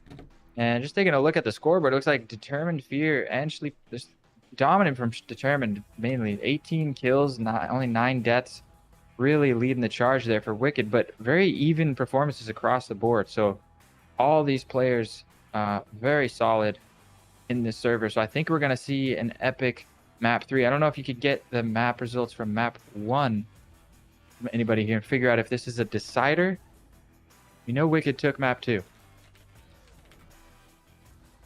Looks like we're doing a side swap. Yeah, we're doing some technical things over here for sure, so do bear with us as we sort some stuff out. But, there we go. I think I may have solved my technical problems as these players solve theirs. And voila, we are now on a reset of scores. I'll do my best to get you that updated information. But we're at the very least prepared for a fresh, what I would assume to be map 3 here on Hideout. I mean, when did the series start? The same time as this one? Because it was started an hour later. That could have been map 1. To be quiet, I'll double check right now as we get into the action. So it was Wicked Formula 3. It did start an hour later. Maybe that was the first map. Possible. Very possible. We got a good series in for us. If that's the case, I'm excited because these are 2 really good teams. And after such a really close first map, only winning by 7-5, it's like the economy making a big difference there on the final round as well. We almost saw a tie. And F3 starting on the defense here. Looks like they started defense as well on Factory. We didn't get to see it, but yeah. On Hideout once again looking to get off to a bit of a start. It leads me to believe that for the first map, F3 deciding I believe they had first map pick and they decided to choose defense and allow Wicked to pick the map. And now on Wicked's map pick, they're also choosing defense. That's a guess. I don't know. I'm theorizing. I'm theory crafting here. I love to do the theory crafting. But we're getting into the action here on the first round of Hideout. And Determined has worked his way in. He was a very dominant force in the first map, and he's aggressively postured himself into the laundry room and then linking up with his team in the garage. Looks like we're going to see another garage stack in towards the B bomb site. Nice nade that forces a rotation out from Angel there. They drop back off of B, and yeah, they're really set up here for this entry. Stay Salty catches one. A nice pickup there through the gap from Basil as pressure is coming in through here as Pepsi tries to catch shots onto Basil over the top. A counter nade comes in, and that catches Basil nicely. Another counter nade coming in, and it's Cleric and Sleepy alone trying to work into the B site. Oh, the one tap from the Taurus. They're just barely missing its mark as Pepsi finds the headshot on the Sleepy. I don't see a healing syringe in hand, so he's going to be stuck on 3 points of health till further notice. But Angel also dropping to 3 points of health. 2 versus 3. Very nice attack here we've seen from Wicked, but an even better defense so far from F3 as they're well postured here to hold this bomb site. With the headshot on the Cleric, it's just Sleepy now with 3 points of health. A lot of work to do for him. Not going to be easy to overcome, and like you said, no health around to support. They do just need a headshot and a body shot onto Angel for a 1-2 punch. And ooh, Pepsi almost exposes themselves around the corner there to go down. Great angles held here as Angel pops up. Sleepy saw the shoulder, could have maybe taken shots, but second-guessed themselves, it seems. And 3 left alive for F3. Put themselves up 1-0 on map number 2. I'll do my best to update the scores so that we have accurate ones for our second map. Technically, at least that's what we think. The theory is that it's the second map. As Wicked did take map 1, 7-6. 7-5. Right. 7-5. 7-5. Yes, it's a very close map, and I'm hoping to see another one here. F3 barely not winning the first map, and they're off to a good start here on Hideout. So, like I said, on defense, get a few rounds on the board, get off to a bit of a head start going into the attack. Hideout is one of our more even maps as far as attacker-sided or defender-sided. I think you see with some teams, they really find their rhythm on attack. Other teams, I mean, the game in general, the utility for the defenders is just very powerful, tough to break through. I think it comes down to how good teams are with the flashbangs. That's one of those unique attacker utility pieces, the flashbangs and the drones and the active camo. The flashbangs in particular can make or break attacking setups, especially here on Hideout. And but being such a small map, it's not a lot of way to escape from those flashes. You see the wall getting foamed up here, and yeah, nice little buy from Pollution and Blue. It's going to be a tough round for Wicked to take this second one. They're set up and ready to make their entry onto B site here. It's going to be a little bit of control here of the basement first. Ultimately, no static, no utility coming in to shut them down, and maybe that's because Pepsi is going to rely on the good old faithful. Finds headshots over the top, connects for some kills. Pollution on the short corner, ready to spring a trap as well as Angle shuts down Basil, trying to rotate around for a flank. Down to a 3 versus 5 now, but a little bit of damage done. Only 1 syringe between all the F3 teammates to share, so any bit of health you can chisel away at does work, doesn't count for nothing. Says Sleepy Penguin sneaks his way in through the storage, but Pollution tucked into a nice little one-off corner here. Timing is everything as he jiggles into the storage. I don't think he realized that Sleepy crossed on him. TBG Dog finds a headshot on Pepsi through the corner, and Pollution does find the timing. And Cleric finding Salty with the Spectral in hand. 1 versus 3. It's going to be tough with 2 rifles on the hands of Pollution. Yeah, shuts it down. There it is. F3 in control of map 2.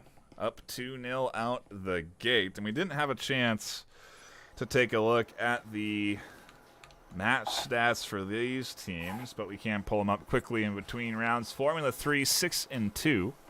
Wicked Esports, 3-1-1. Wicked, one of the teams that got beat by Eternity.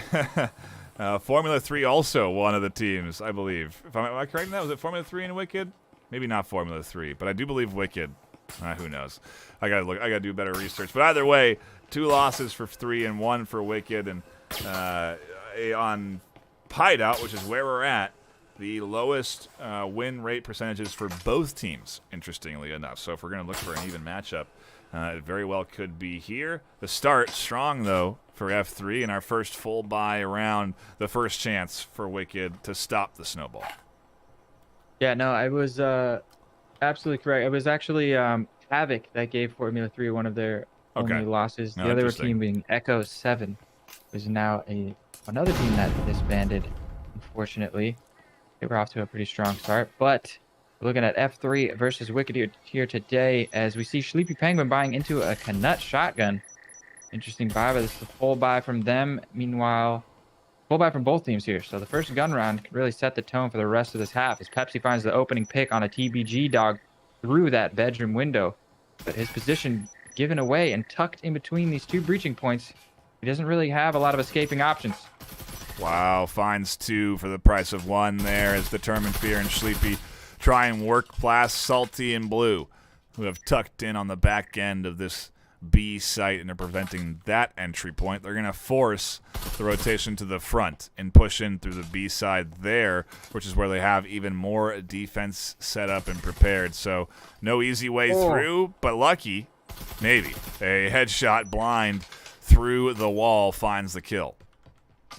Yeah, that is a brutal sight line. He's spamming from outside on the patio, through the window, through the breachable wall, into the connector, and just finding his mark, immediately dropping Angel. Now down to a 3v3, and with the wall being blown, all 3 members of F3 here to defend, but Sleepy finding the headshot onto Salty. Looks like he's dropped the Canut favor of a rifle off of one of the picks here so far, and now it's a 2v3, F3 to defend. Yeah, and the swing is coming in. Belgian throws their rifle to Blue. Oh, no, it's a spare. I was curious what was going on there, but the push in from the back from Determined Fear comes in, and it's a double kill on the defense. Wicked are back in it. They take the crucial round 3, and we're going to get another full buy round for round 4. That was brilliant to watch from Wicked, initially not deciding to take the fight into the back hall, and it gave back hall control over to F3, which played to their advantage. But once they breached the hole on the front side and started to work some picks, they got the read that the 2 members from the back hall had to rotate into the site, and he snuck all the way through, took control of the back hall, and came out with a nice little backstab 1-2 piece. Determined Fear having an absolutely breakout performance here so far. 18 kills in the first map, already up 4-2 on the second. I think he's going to be one we want to keep our eyes on moving forward.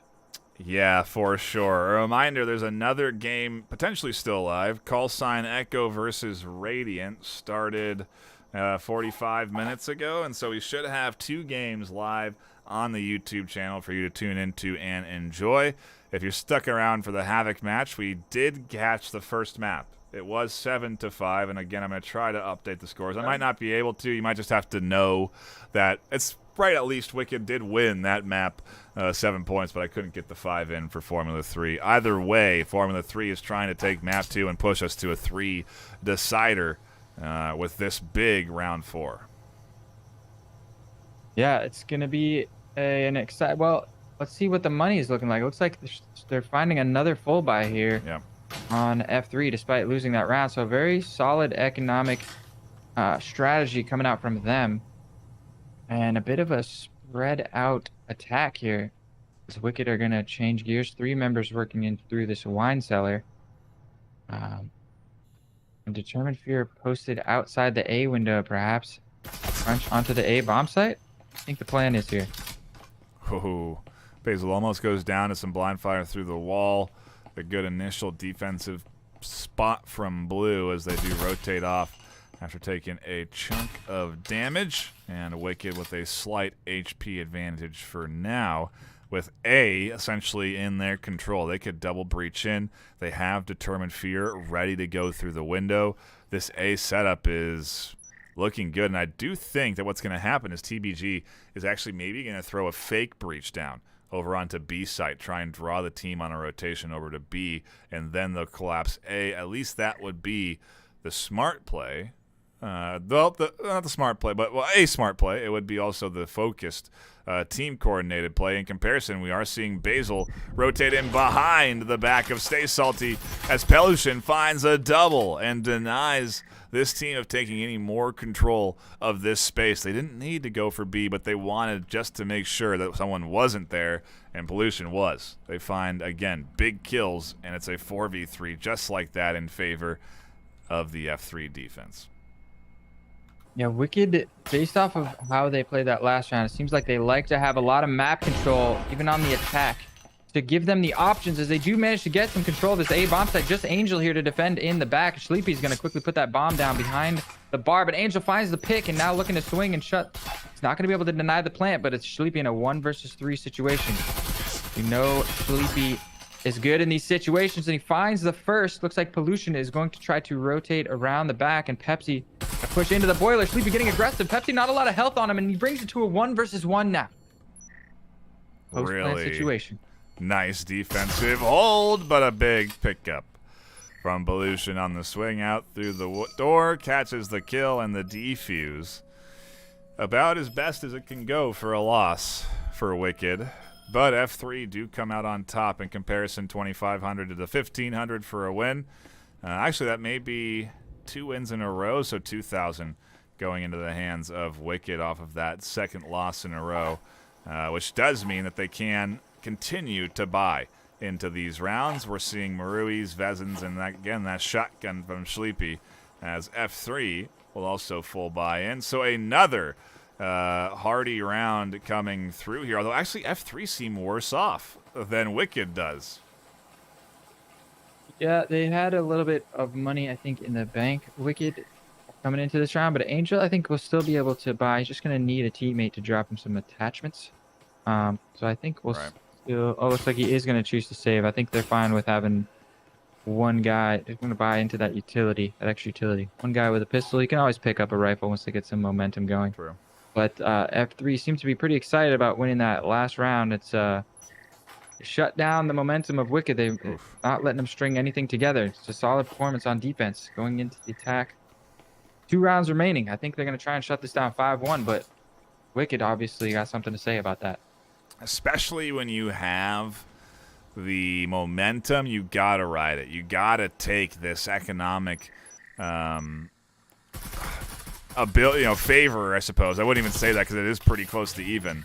And you got to use it to the best advantage you can in these final couple of rounds before we swap sides, rounds 5 and 6. Then we're going to go back to even Steven for pistol rounds. So, yeah, big opportunity for F3 again to push us to that map 3 decider, because Wicked came out on top 7-5 on map 1. Yeah, but different story so far on Hideout. F3 in the lead now, 3-1. The drone gets all the way in, is going to spot the double trip setup. A lot of utility here from F3. I like their defensive setup, not just a door blocker, but a couple trips to back it up, and static behind the breakable wall. So no matter how much effort gets put into breaking into this A bomb site, it's going to be a slow take. It's just going to give F3 time to rotate around and deal with it. You say that, Phil, but this was a almost identical setup that I saw Eternity just barrel through. So, depending on your knowledge and how quick your team moves, you certainly can play quick here, and a beautiful pop-up from Pollution finds a kill on the first of Wicked's offense. And yeah, it does seem like the trip mines are throwing a little wrench in the plans. Basil goes around them, but that doesn't stop them from finding kills. On the back end, they do lose one to that trip mine. The EMP plant doesn't come down yet, and Basil's alone in a 1v2.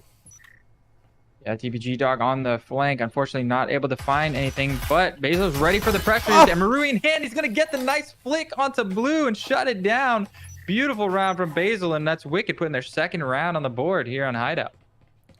A big clutch coming in there, locking Wicked in with a powerful final round, at least the opportunity to put together a powerful final round. F3 probably thanking their lucky stars they did a little economic management and have at least 2 folks that can buy into rifles.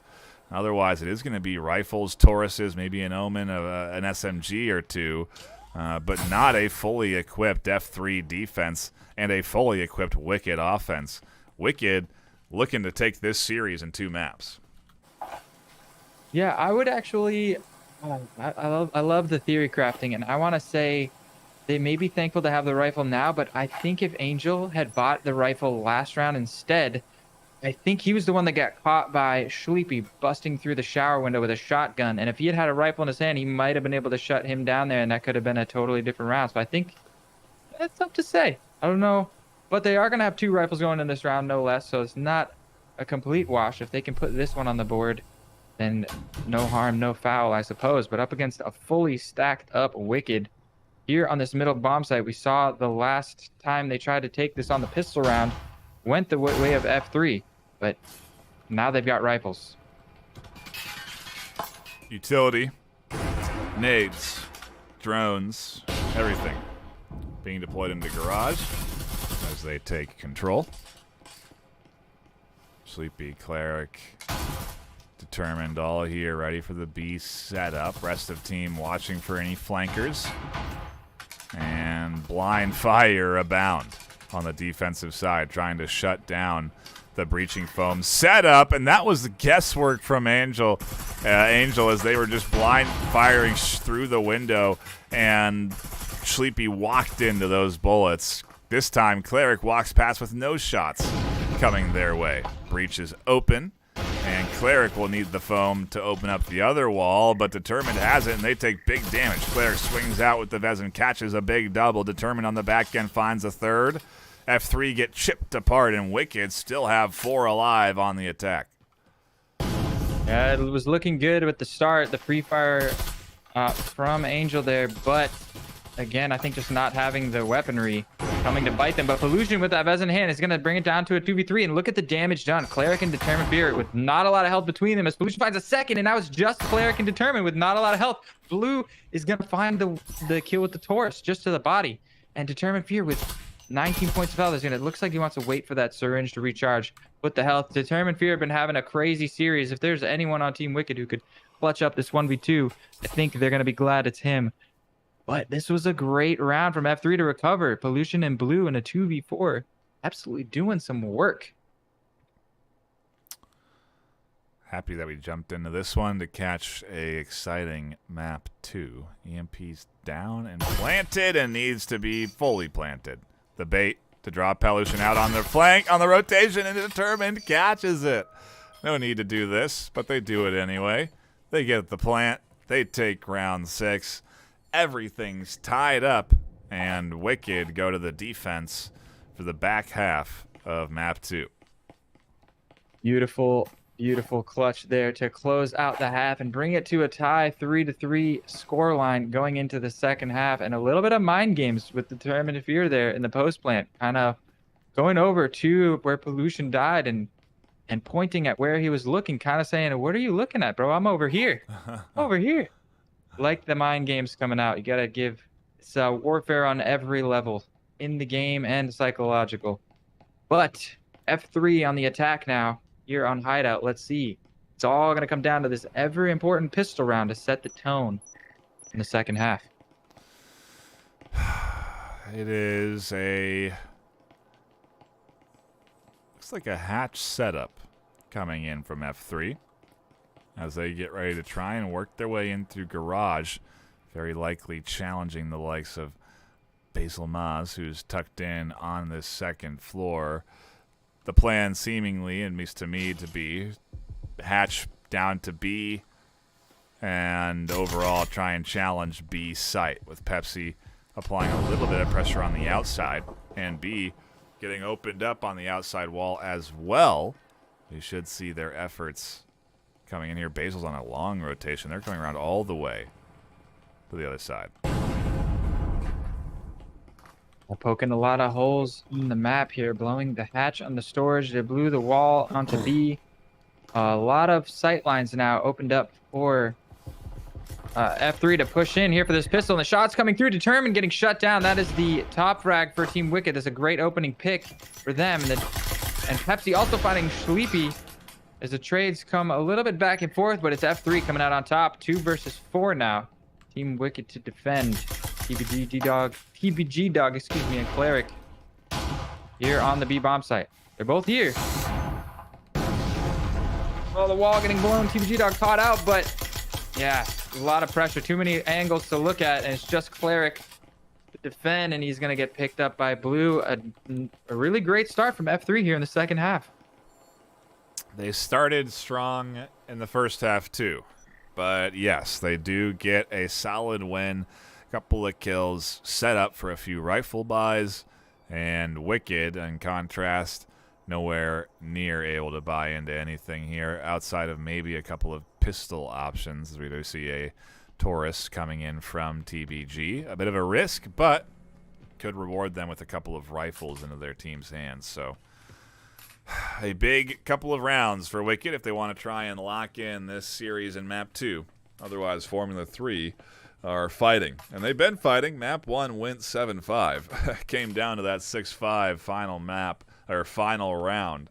But, I mean, we could see that replicated here again at this rate. Yeah, it's shaping up to be a great map, and we see a very confident buy here from F3 in the second round as well. 3 Vezins in hand. This is very confident. It's a high risk, high reward.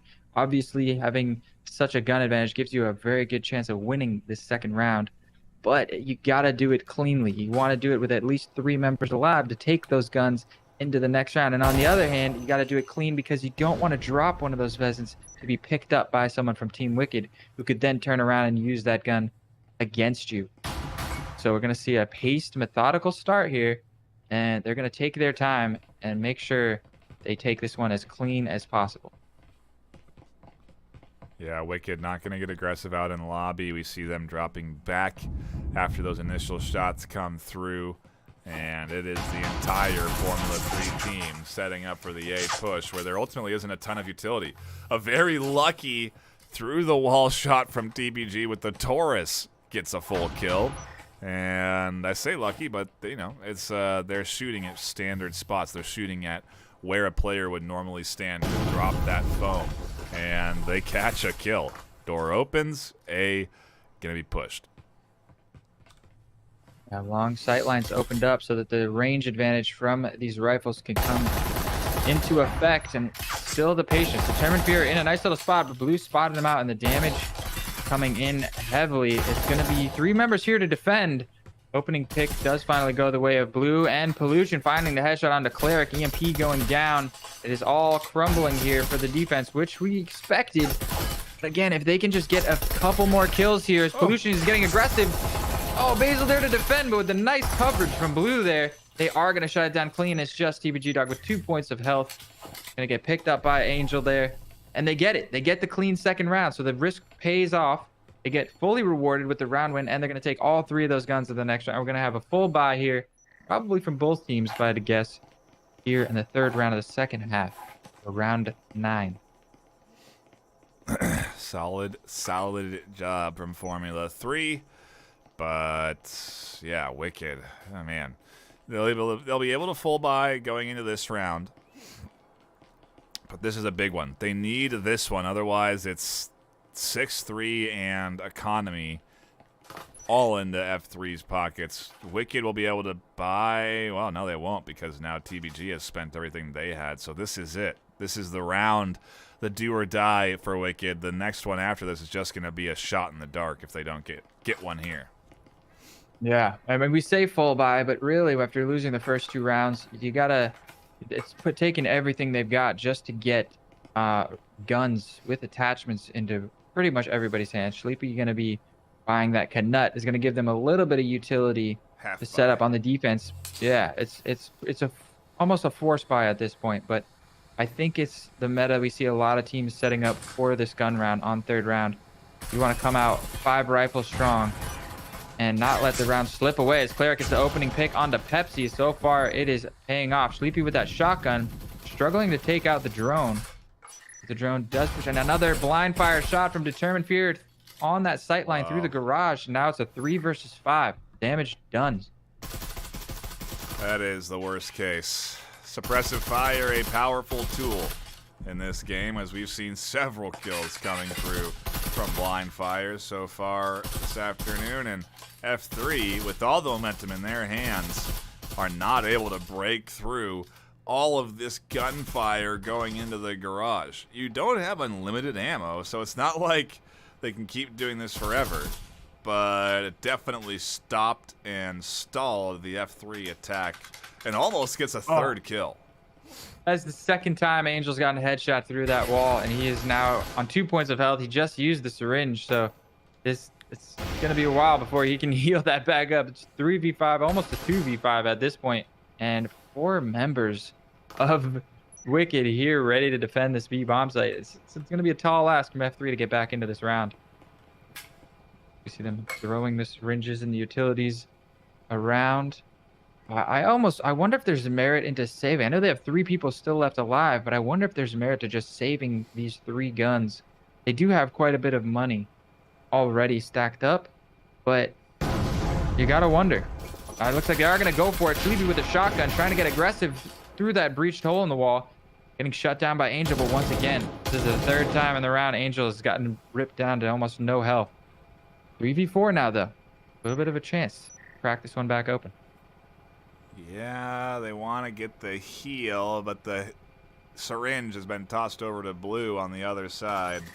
Determined will catch the last bits of damage needed. In comparison, TVG also down low. Oh, and this flank coming in catches the one of 2 attackers left for F3. Wicked are looking to get this round in their pocket as Basil continues to threaten using that Marui on the other side, and toe shots getting clipped here with Blue as they take a bit of damage and have to back off of Garage. Yeah, now's the time. Save this rifle. Get out of here, and they fortunately are able to vault up in time before that defense tries to push out the door. They tuck into the patio, and they'll take this rifle home with them for the next round.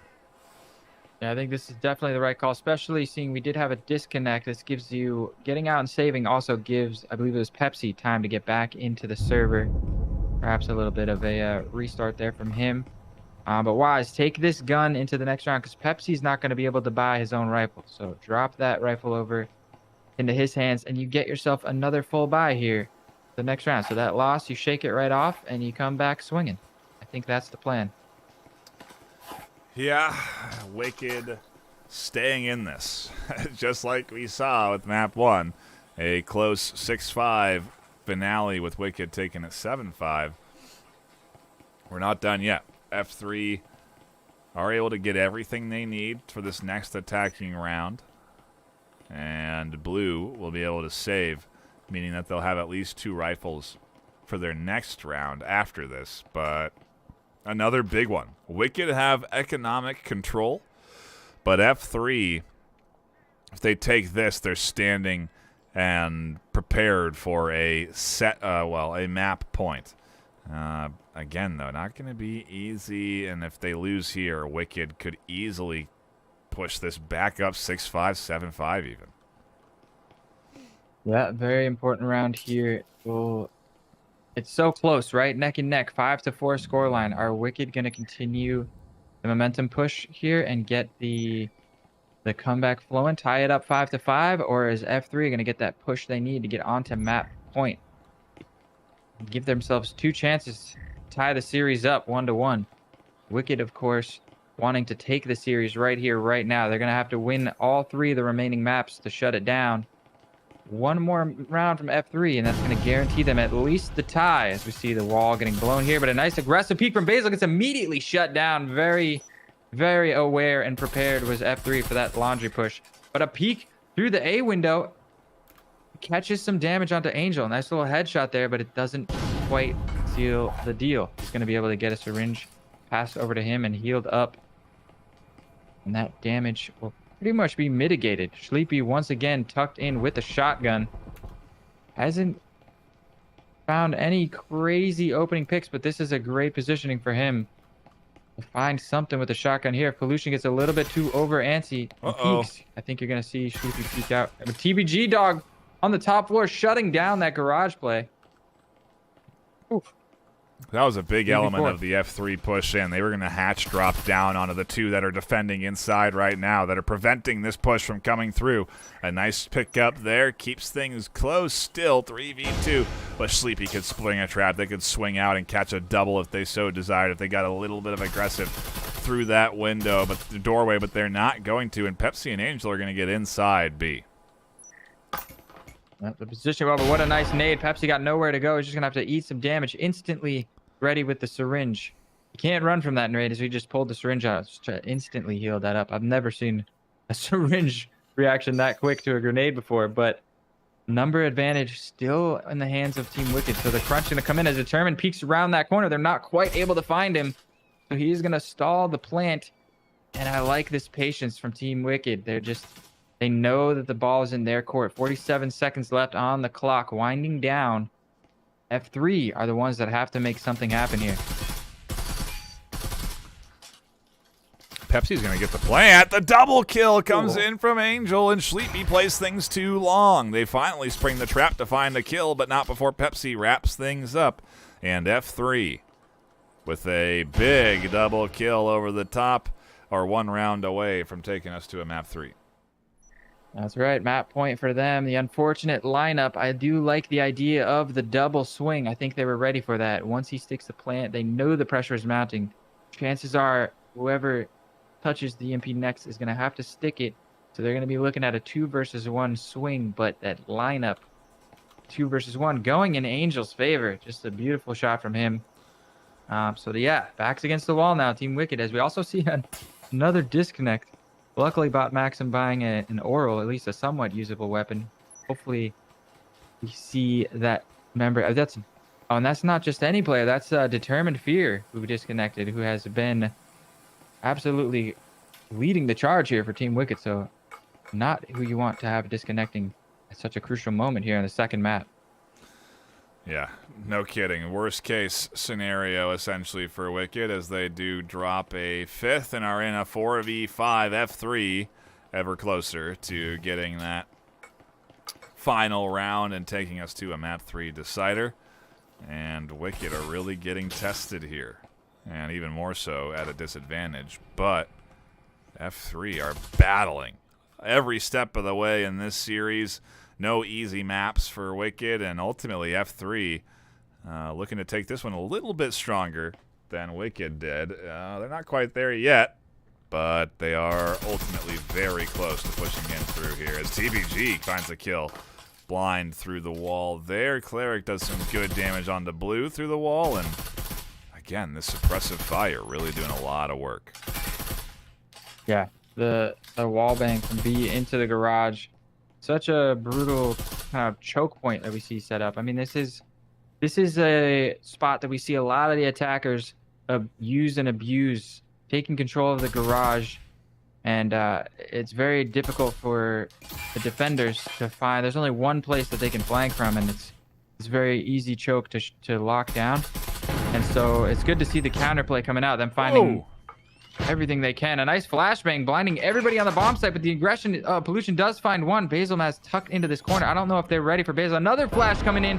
He's going to be fully blind, and they do get full clean control of the B as Pollution just charges forward. What is this from Pollution? Just absolutely plowing through the defenders. EBG Dog finally shuts him down, but it's going to be a clean, I say clean, but then Pepsi dropping to the tripwire. And that's going to be the map going the way of F3.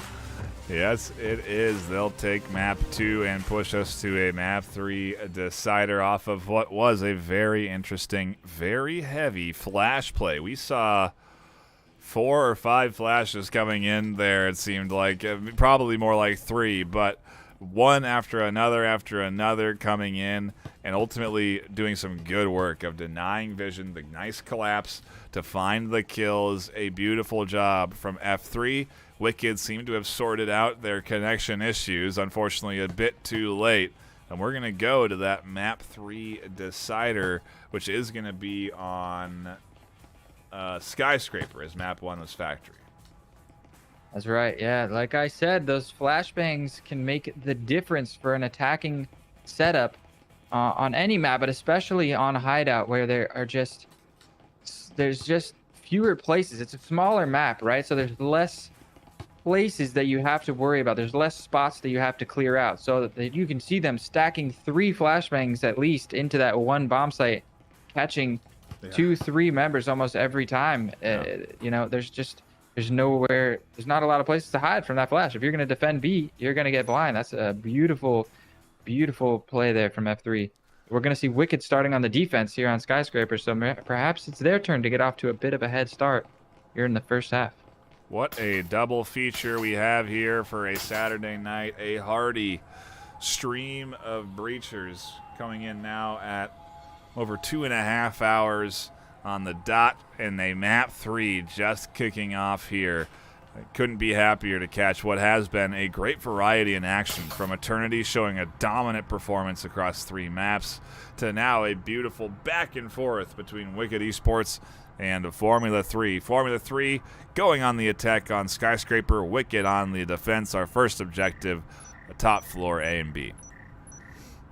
Yeah, and it's all great teams we've seen here tonight. Havoc, of course, being the rank #1 on the leaderboards right now, getting their first loss handed to them from Eternity, who perhaps may be taking over that #1 spot after tonight. Yeah. And now we've got Wicked versus F3, both of them in the fight, trying to climb their way to the top as well. And, you know, definitely in contention. I think any of these 4 teams we've seen tonight, contenders for that rank 1 spot. Definitely looking forward to seeing them hopefully in the playoffs of the preseason coming up soon. As the aggression comes in through the radio, 2 picks opening up on the attack side of Skyscraper from F3. Their offense is looking really good tonight. Very good double team there to catch the 1-2 punch on a site, and now they're entering in, looking for the plant. There's a beautiful double swing there, comes through. Great teamwork for Wicked.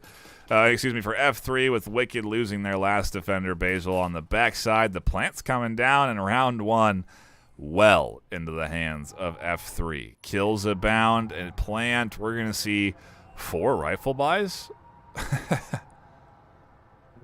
I don't know. It's possible. They got the money, but that is a very big risk versus a very small reward. They're already going to have the advantage here from round 2. I don't think you need to get that big of a gun advantage. That's just asking for one of those rifles to either get picked up by an enemy, or at very least you get a couple of deaths, and now you don't have those rifles to bring into the next round. You need those bodies alive. So I think the 2 rifles is a sweet spot. Looks like we have a substitute from Team Wicked. They're getting Tumbleweed substituted in. I believe they actually swapped somebody out at the end of that pistol round. But once again, the flashbangs from F3 was so good. Yeah. They got the first 2 picks, and then figured out they wanted control of that bomb site. The flash came over, and both of the members defending that site were fully blind as the push came in. The double swing, just beautiful, beautiful attacking stuff we're seeing from F3. I'm loving what I'm seeing so far. Can they replicate it again for round number 2 of this map? They've got themselves an advantage with 2 Vesnans coming in here, and they're doing things smart, getting over aggressive on their buys as the drone comes in and identifies Sleepy on the corner. Doesn't go down. And keeps identifying Sleepy on the corner as this team pushes in. Oh, rough stuff. Brutal. Yeah, unfortunately, they're just not able to find the shot on that drone. Got to give it up to whoever was piloting that with the juking up and down. As the wall comes in, Basil managed to find 1, but it's a very dominant attack once again from F3. Determined Fear trying to find a quick little flank. Cleric there to follow up, but it's just the pistol in hand. 1 versus 4. A bit of spaghetti there as they were pressed up against each other, but it's going to be F3 taking the second round. Very clean. Very clean indeed. Well into, again, in control here, but full buys for both sides, so Wicked will be able to battle back the rifles of F3 with rifles of their own. The big round for them. Otherwise, it is the start here. I would dare to say, at least the first 5 into the hands of F3. If they can get this next round here. So Wicked really got to lock in, start the comeback, put 1 up at least to stall what is a runaway Formula 3 squad. They need to push them down to Formula 4 right now because they are on their way to getting ramped up and their engines loose and heated. Yeah, once that Formula 3 squad gets up to speed, they are tough to slow down. So I think you're right. Wicked need to stop the bleeding right now with this round. The puns are out and about with Formula 3. Did you even know you were making it? You had to, right? That's wide open, right on the table. Right, like you can't just Am I supposed to just leave it there? No, It was just too savory. You're a poet, and This you time, know it. That's for sure, at least. the drone immediately getting dropped this time, so no longer struggling to take the drone out with the rifles in hand, and Sleepy in a nice position to defend this vent drop as Angel is peeking through. We could see the first fight, and he is going to find the headshot. That's the opening pick going to Team Wicked. So far, off to a good start to stop the bleeding here in round number 3. But don't count F3 out. We know how strong they are on the attack. They can get a little bit of map control. We've seen how well they can exploit it. And you've got that. There's that frag grenade in the hands of Salty. I don't see the flashbangs coming in, which has been a very vital part of their attack. So perhaps fortunate. We're going to see another fight on the staircase. Pollution and Basil. And Basil's going to come out on top of that one. It's a 5v3 man advantage for the way of Wicked. And yeah, F3 just not able to get any map control and find their way into this building, really. Yeah, this objective and their entry points not working out. I almost wonder again if you do save it all on the F3 side right now. Yeah, I think there's merit to it. So they're being, especially on a Skyscraper, or the defensive side of it is, it's something that we didn't really start to see happen in other games until the meta was pushed very far. You know, like top teams in games like Counter-Strike and Valorant, it took them years and years before they started saving. While you still have 3 people left alive, as Basil on the staircase is able to shut down this rotation breaching attempt and picks up his second. Now it's just Pepsi in a 1 versus 5 ace clutch. It's a kind of a tough call to make. You have 3 people left alive. You feel like you have so much chance to still win the round. If you can get a couple of picks, it's definitely possible, but you got to weigh the odds. What are the chances of winning the round versus the value of bringing those rifles into the next round? I think here F3 have enough money to get a full buy going in the next one. I think pushing and trying for the win is totally fine. When it's 3v5, 1v5 is another story. They'll go down, and Wicked will take a perfect defensive round, completely changing up the advantage here. And like you said, F3 will be able to buy into this one, but that was the big round for Wicked. They needed that one to be able to do some damage to F3, and the fact that they don't lose a single person, they literally swapped the economic advantage between the two teams completely, and now Wicked have the luxury of losing a round and still being able to full buy going into the next one. So F3, yeah, definitely getting a bit of a Pumping the brakes. momentum. Yeah, a bit of a momentum wake-up call, and yeah, pumping the brakes here now. Coming off of a map 2 win, but not quite. Well, they got the lead, but again, control feels like it's in Wicked for round 4. Yeah, the economy completely swapped. Like you said, it was F3 with the money in the bank, which is why they're able to buy into this round despite getting flawlessly crushed in the last round. But that flawless victory means everybody still has their gun on Wicked from last round. Nobody has to. All the money they're buying into this round goes into utility, and they're all still going to be able to buy again next round. Worst case scenario, if they lose. Of course, they're looking to put this one on the board. As you see, Basilmaz, we've got a double roam here. Sleepy and Basilmaz both on the top floor. And Determined Fear, who's been a force to be reckoned with, locking down the A bomb site. Cleric holding hallway control, and Tumbleweed holding down B. So a bit of a spread out setup, but the double rotate. I think you're going to see a double flank here from Basil and Sleepy on the backside, as the proximity sensors are giving away the position of F3, and all 5 members are stacked into this little lounge area. First pick comes out from Basil onto Pollution. It's 5v4 now, and wisely they're going to just back up. I like this from the flank on Sleepy and Basil. They get the kill and then immediately just back up, rotate, and play the number game. Oh, but Cleric gets caught trying to throw a little nade around the corner and doesn't find the kill. So not finding the value there. A bit overzealous from Cleric. 4v4 now. They've got control of outside A, but that is all they have control of for now, as Basil swings a long angle, and we get a bit of a long-range firefight. Heals for both sides. Basil drops back to tuck into A, and we are at a healthy 4v4. As I say that, Angel does get chunked down, and Sleepy catches the elbows over the ledge there onto one of their opponents. That is a heck of an angle.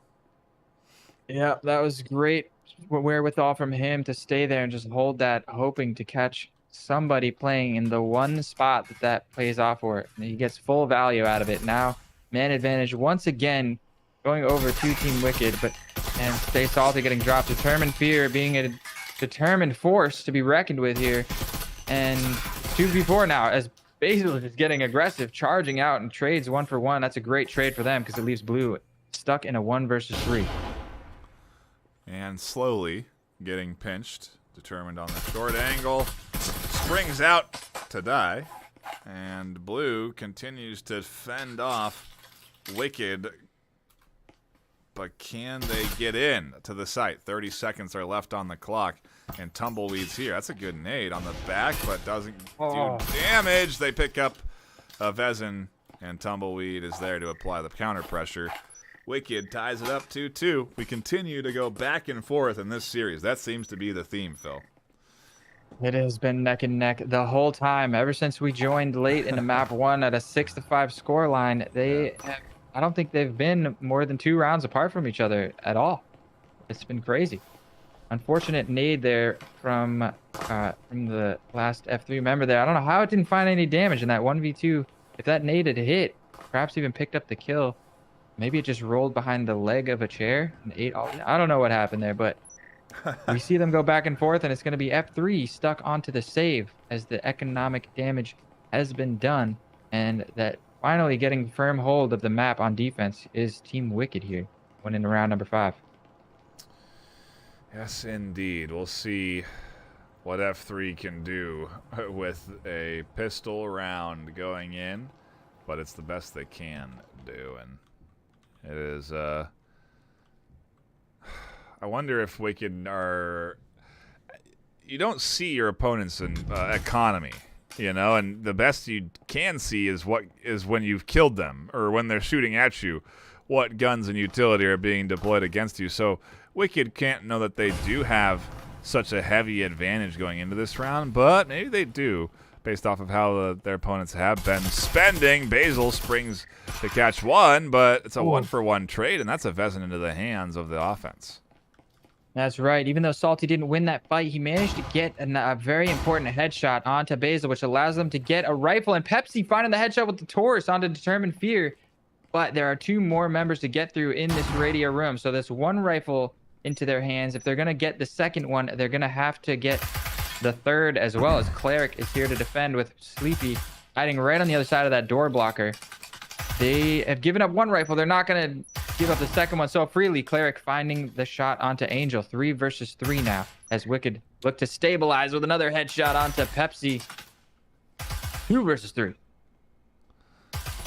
Swinging back and forth on the either side of the I don't know what you would call that, but popping in between cover there, completely denying entry from the F3 team. And, well, 2 dead. So for an eco round, not terrible for F3, but ultimately almost no damage really done to that Wicked defense. They still have all of the cash they need to buy, and especially off of another round win, they're looking good going into round 6. The final round, before we swap sides. Yeah, they could have killed all 5 members of Team Wicked. Wicked was still going to have a full buy coming into the last round. The money stacked up, almost hitting the money cap here now with such a clean round number 5. But we are going to see the full buy from F3. They are going to throw everything they've got into this last round to try and tie up first half 3-3. And let's see what kind of attack they bring to the table. What do we got for bomb sites here? It's top 4 over by the green screen room. So once again, I wonder if we'll see... It looks like nobody from Wicked is playing any presence into the screen room. F3 can get a read onto this, take control of the screens, but we got an unfortunate disconnect. Looks like they're going to slow things down and give... who was that? Perhaps the Angel... Either their 5th member a little bit of time to get back into the server. They're going to slow it down and breach in on the bottom floor, it looks like. Perhaps just a bit of a fake. Pollution, I think, out. as they're now back in. That's who it was. Yeah, Pollution. That's an important one. He hasn't had much of a performance so far, but he is one of their top fraggers from the previous 2 maps. Still looking to have a breakout here on Skyscraper. Is Determined Fear in a position to defend this window breach. It looks like they're going towards the B bomb site. So unfortunately, not getting the read and taking control of the screen room like I had hoped. The F3 attack has been good, though. Hopefully they got a couple of flashbangs in hand, because those flashbang plays from them have been a sight to behold, as Pepsi unfortunately catching a bit of damage from the nade, but Salty with the refrag comes out, and good coverage from them, peeking through that window, knocking Sleepy Penguin out of the first half. But Cleric with the trade on the Angel. 4v4 now.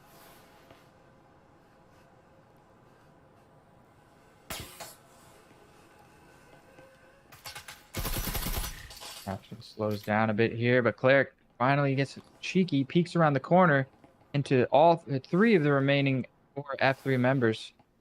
And it looks like they want to foam this wall and still pressure onto B. But Determined Fear and Tumbleweed are here to defend this green screen room. The nice crossfire set up, but on the flank, we got Pollution picking up Basil Max. Nice nade coming through, but not finding any damage. Now it's 4 versus 2. That flashbang comes through, doesn't actually find anything, and Determined Fear and Tumbleweed are in a good position to make this 2v3 now happen, excuse me. Peeking up over the head glitch. What does F3 have? They've got the numbers advantage, but not able to break the defense, as Determined Fear finds the headshot onto Pepsi, and the crossfire is still holding strong. They know both members are here onto B. Can they call an audible and rotate around? There's 43 seconds left. You're going to have to make a play at some point soon. Yeah, it's a really nice angle for Tumble here, as Determined can ID anyone pushing in and call things out for Tumble to pop up and attack. They do need to open up or push in from both sides, so they really need to get that other side of B opened up. And I actually like not even pushing B. A is wide open. They have only 2 left alive, and they have control of A site. EMP is down. Pollution is defending the retake. That's exactly the audible they needed to call. Then knowing that both 2 remaining members were there on the B bomb site, you don't need to force that issue. Despite having the numbers in your favor, take those numbers and push them still into the weaknesses, you know? Fight them where they're weakest, not where they're strongest. This Tumbleweed rotating back around for this 1v2. Gonna sneak his way into the hallway. It is the last round of the half. And F3 looking to tie it up 3-3. Gotta find the double here. Does get Pollution. Blue on the short corner, and they know that they're there. They're gonna peek it, and they can't get the kills. It's F3 tying things up, keeping it close. Map 3, an unknown. This whole series, an unknown. And we might as well be at a fresh start for the last 6 rounds of the last map to determine who is going to be the victor of this series. Ultimately, if they tie, I guess it will be a tie, but Wicked will be the winner on overall points. I believe points, they have. yes. The series go to a tie, so they'll take a little bit more elo out of the tie, but it will be a series tie here in our preseason format. Preseason format, those rounds working towards the elo, but not towards the series win. If I'm not mistaken, I believe that's how it works.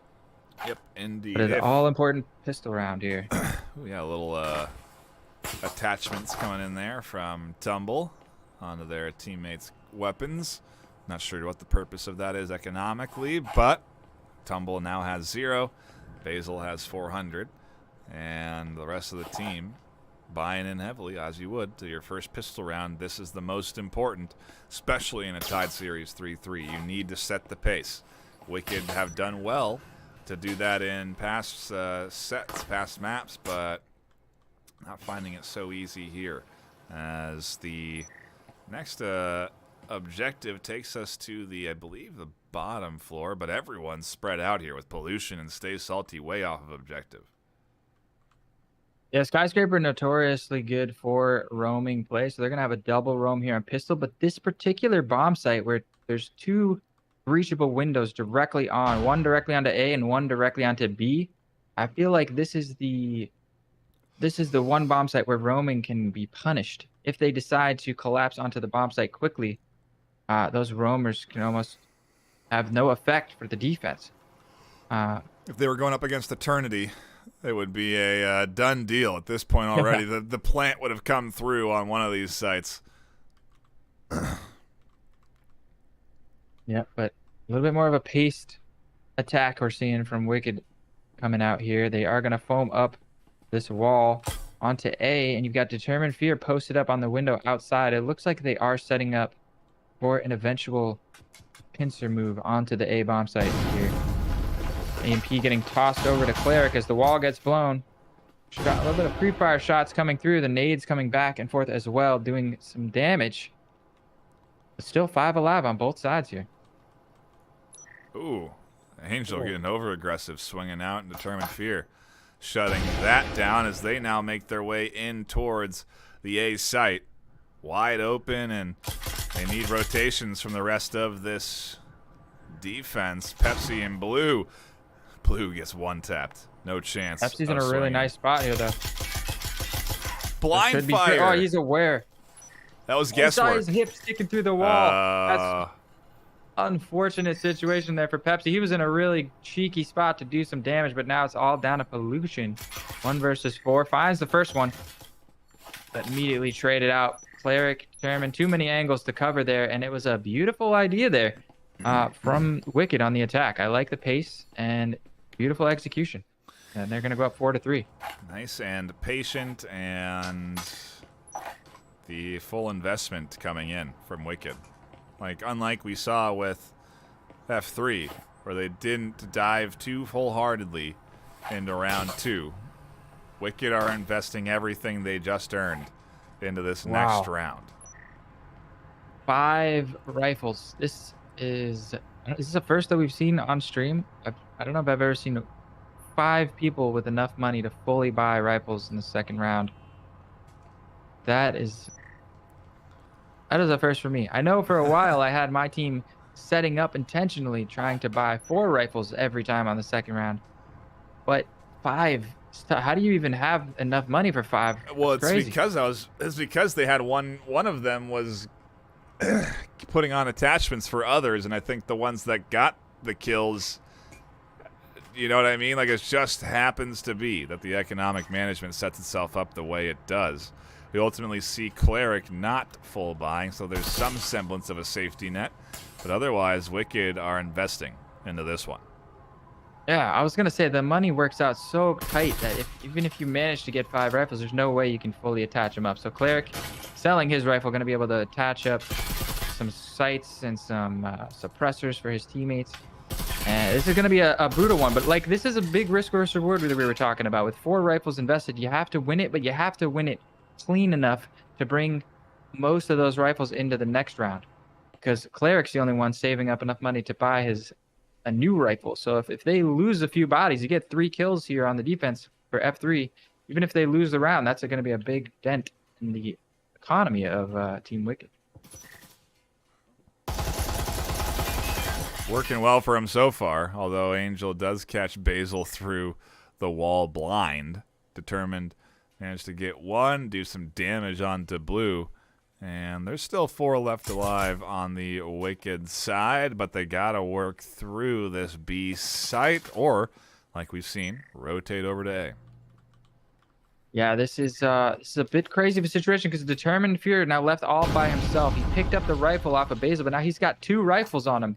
But he is going to rotate back around and meet up with his team. It looks like they've shifted over to the A, and it's going to work perfectly as they've got a 4 versus 1 offset there onto the A bomb site, and immediately finding Salty. Now it's just Luchin and Blue for the retake. Pollution getting dropped in the connector. Now it's just Blue all by his lonesome. Cyclone in hand.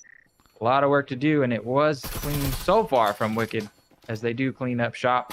They just need to get that rifle over to the hands of Cleric to take it into the next round. I don't think they're going to do it. Just barely picks it up at the last second. So it's clean. Clean round 2. That's what they needed. They invest and it pays off. We do now see F3 buying in. So not going to be that level of an advantage coming in from Wicked. But on the other side, we are going to see a fully equipped set of rifles with a bunch of utility coming in from Wicked, as it looks like Determined Fear has taken a bit of a brief pause, popped the headset off, maybe grabs some water, and gets ready for the back half of what is a solid Wicked Open here. They do need, again, 2 more points to take the map in the series, but they're ever close, so close right now. This is the big round for F3 if they want to keep alive. This is the full invest. They lose here, I think they lose the series. It is, yeah, definitely, because it's Wicked is going to be on map point. Well, you can't, yeah. It's tough to say that you can't count them out, but they'll be on map point, and then you won't be able to buy weapons on the next round. So you're right. They got to put this round on the board, or I feel like this map might slip away from them. And you're seeing just how important those pistol rounds are. It's crazy to think. We see most of the teams saving on the second round after losing the pistol, so that's, if you invest wisely, that's almost a guaranteed 2 rounds that the pistol becomes worth. And then not only that, even if you save the second round and you don't have enough money to full buy, you get the 5 rifles going here on F3, but you don't have, there's no static field emitters on the ground. There's no trip mines set up. There's no door blockers for them to defend. They don't have the utility, the extra money to spend. It takes everything that they have just to get the weaponry in hand, which makes it a little bit more difficult to defend. A blind battle so far, with the majority of Wicked stacked up inside and a lot of guesswork getting sent through the walls. Foam is out, and Pepsi tucked into the short corner. Angel with a great nade forces Cleric onto a move that puts them right into Pepsi's line of sight. A kill comes through there. Sleepy flashes in and finds one over the top. A double on objective, and A is open for Wicked. They're ever closer to the 6-3. And there's the EMP. Here comes the retake from Blue and Pollution, a 2v4. They are looking to shut this map down, even with the breach onto the wall onto B, just to slow down this retake. Pollution and Blue, they were poised to be peeking through and trying to get some kills to work their way back into this round. As soon as that hole gets blown in the wall, they both have to turn their heads and watch their back. You know, a little bit of a feint. Not actually any threat there, but you can't know that if you're on F3. So this is definitely 2 versus 4 now. A time to save for F3, if there ever was one. But can you? I mean, even if you save, I don't know if you get the rifle buys. I feel like your best chance of getting back into the map is winning this round. Yeah, but you've got a 1v3 left in front of them as Pollution tries to push through. A solid hold from Wicked, and yeah, no weapons for F3. They'll get $2,000, but that's it. That's enough for an RCP, SMG, and Omen, a Viper kitted, but not enough for any sort of rifles or utility. And Wicked are in full control of map 3, just a round away from taking this series. Yep, absolutely. They're looking to shut this down right here, right now. Map point for them. Already can't lose the series, right? Worst they can do for the series and the map is tie, assuming F3 can string together these last 3 rounds. But with not a lot of weaponry to work with, this is going to be a tough round for F3 to survive. It's kind of like a repeat of our the pistol round, the second pistol round in some ways, with full rifles against full pistols, but obviously with a lot more on the line. Yep. It is very much Wicked's game to lose here. An uphill battle. Will F3 find the horsepower or the Wicked be able to shut the map out here on Skyscraper? Coming to an epic conclusion of what has so far been an epic series. I wouldn't be surprised to see F3 pull some amazing shenanigans out. This has been so back and forth. We've seen some crazy plays before, crazy 1v3 clutches. Can't count them out just yet, as Pollution with a Viper in hand is going to be caught in this hallway, but manages to tuck behind the box, survives a little bit longer, finds a little bit of damage onto Determined Fear, but eventually does go down. And that is one more domino falling for the way of Wicked to close this map out. Information from the drone from Sleepy gives a little confidence to the team of Wicked to push through towards B site. They have Stay Salty here, and Basil almost shook hands with Stay Salty there. They're so close to each other. They were about to get a triple on the stairs, but they got shut down. Another kill comes in from Determined, as now there's only 2. 5 still alive on the side of Wicked. They're barreling into objective space. Angel catches 1, 2 over the top, and with the final kill coming in, it is going to be Wicked taking the full series and going up 7-3 on map 3. Glad we jumped into the tail end of this one, Phil. That was such a great series. So back and forth, neck and neck, right up to the end, to that last full buy round from F3. Could have gone either way. They had what they needed on defender side of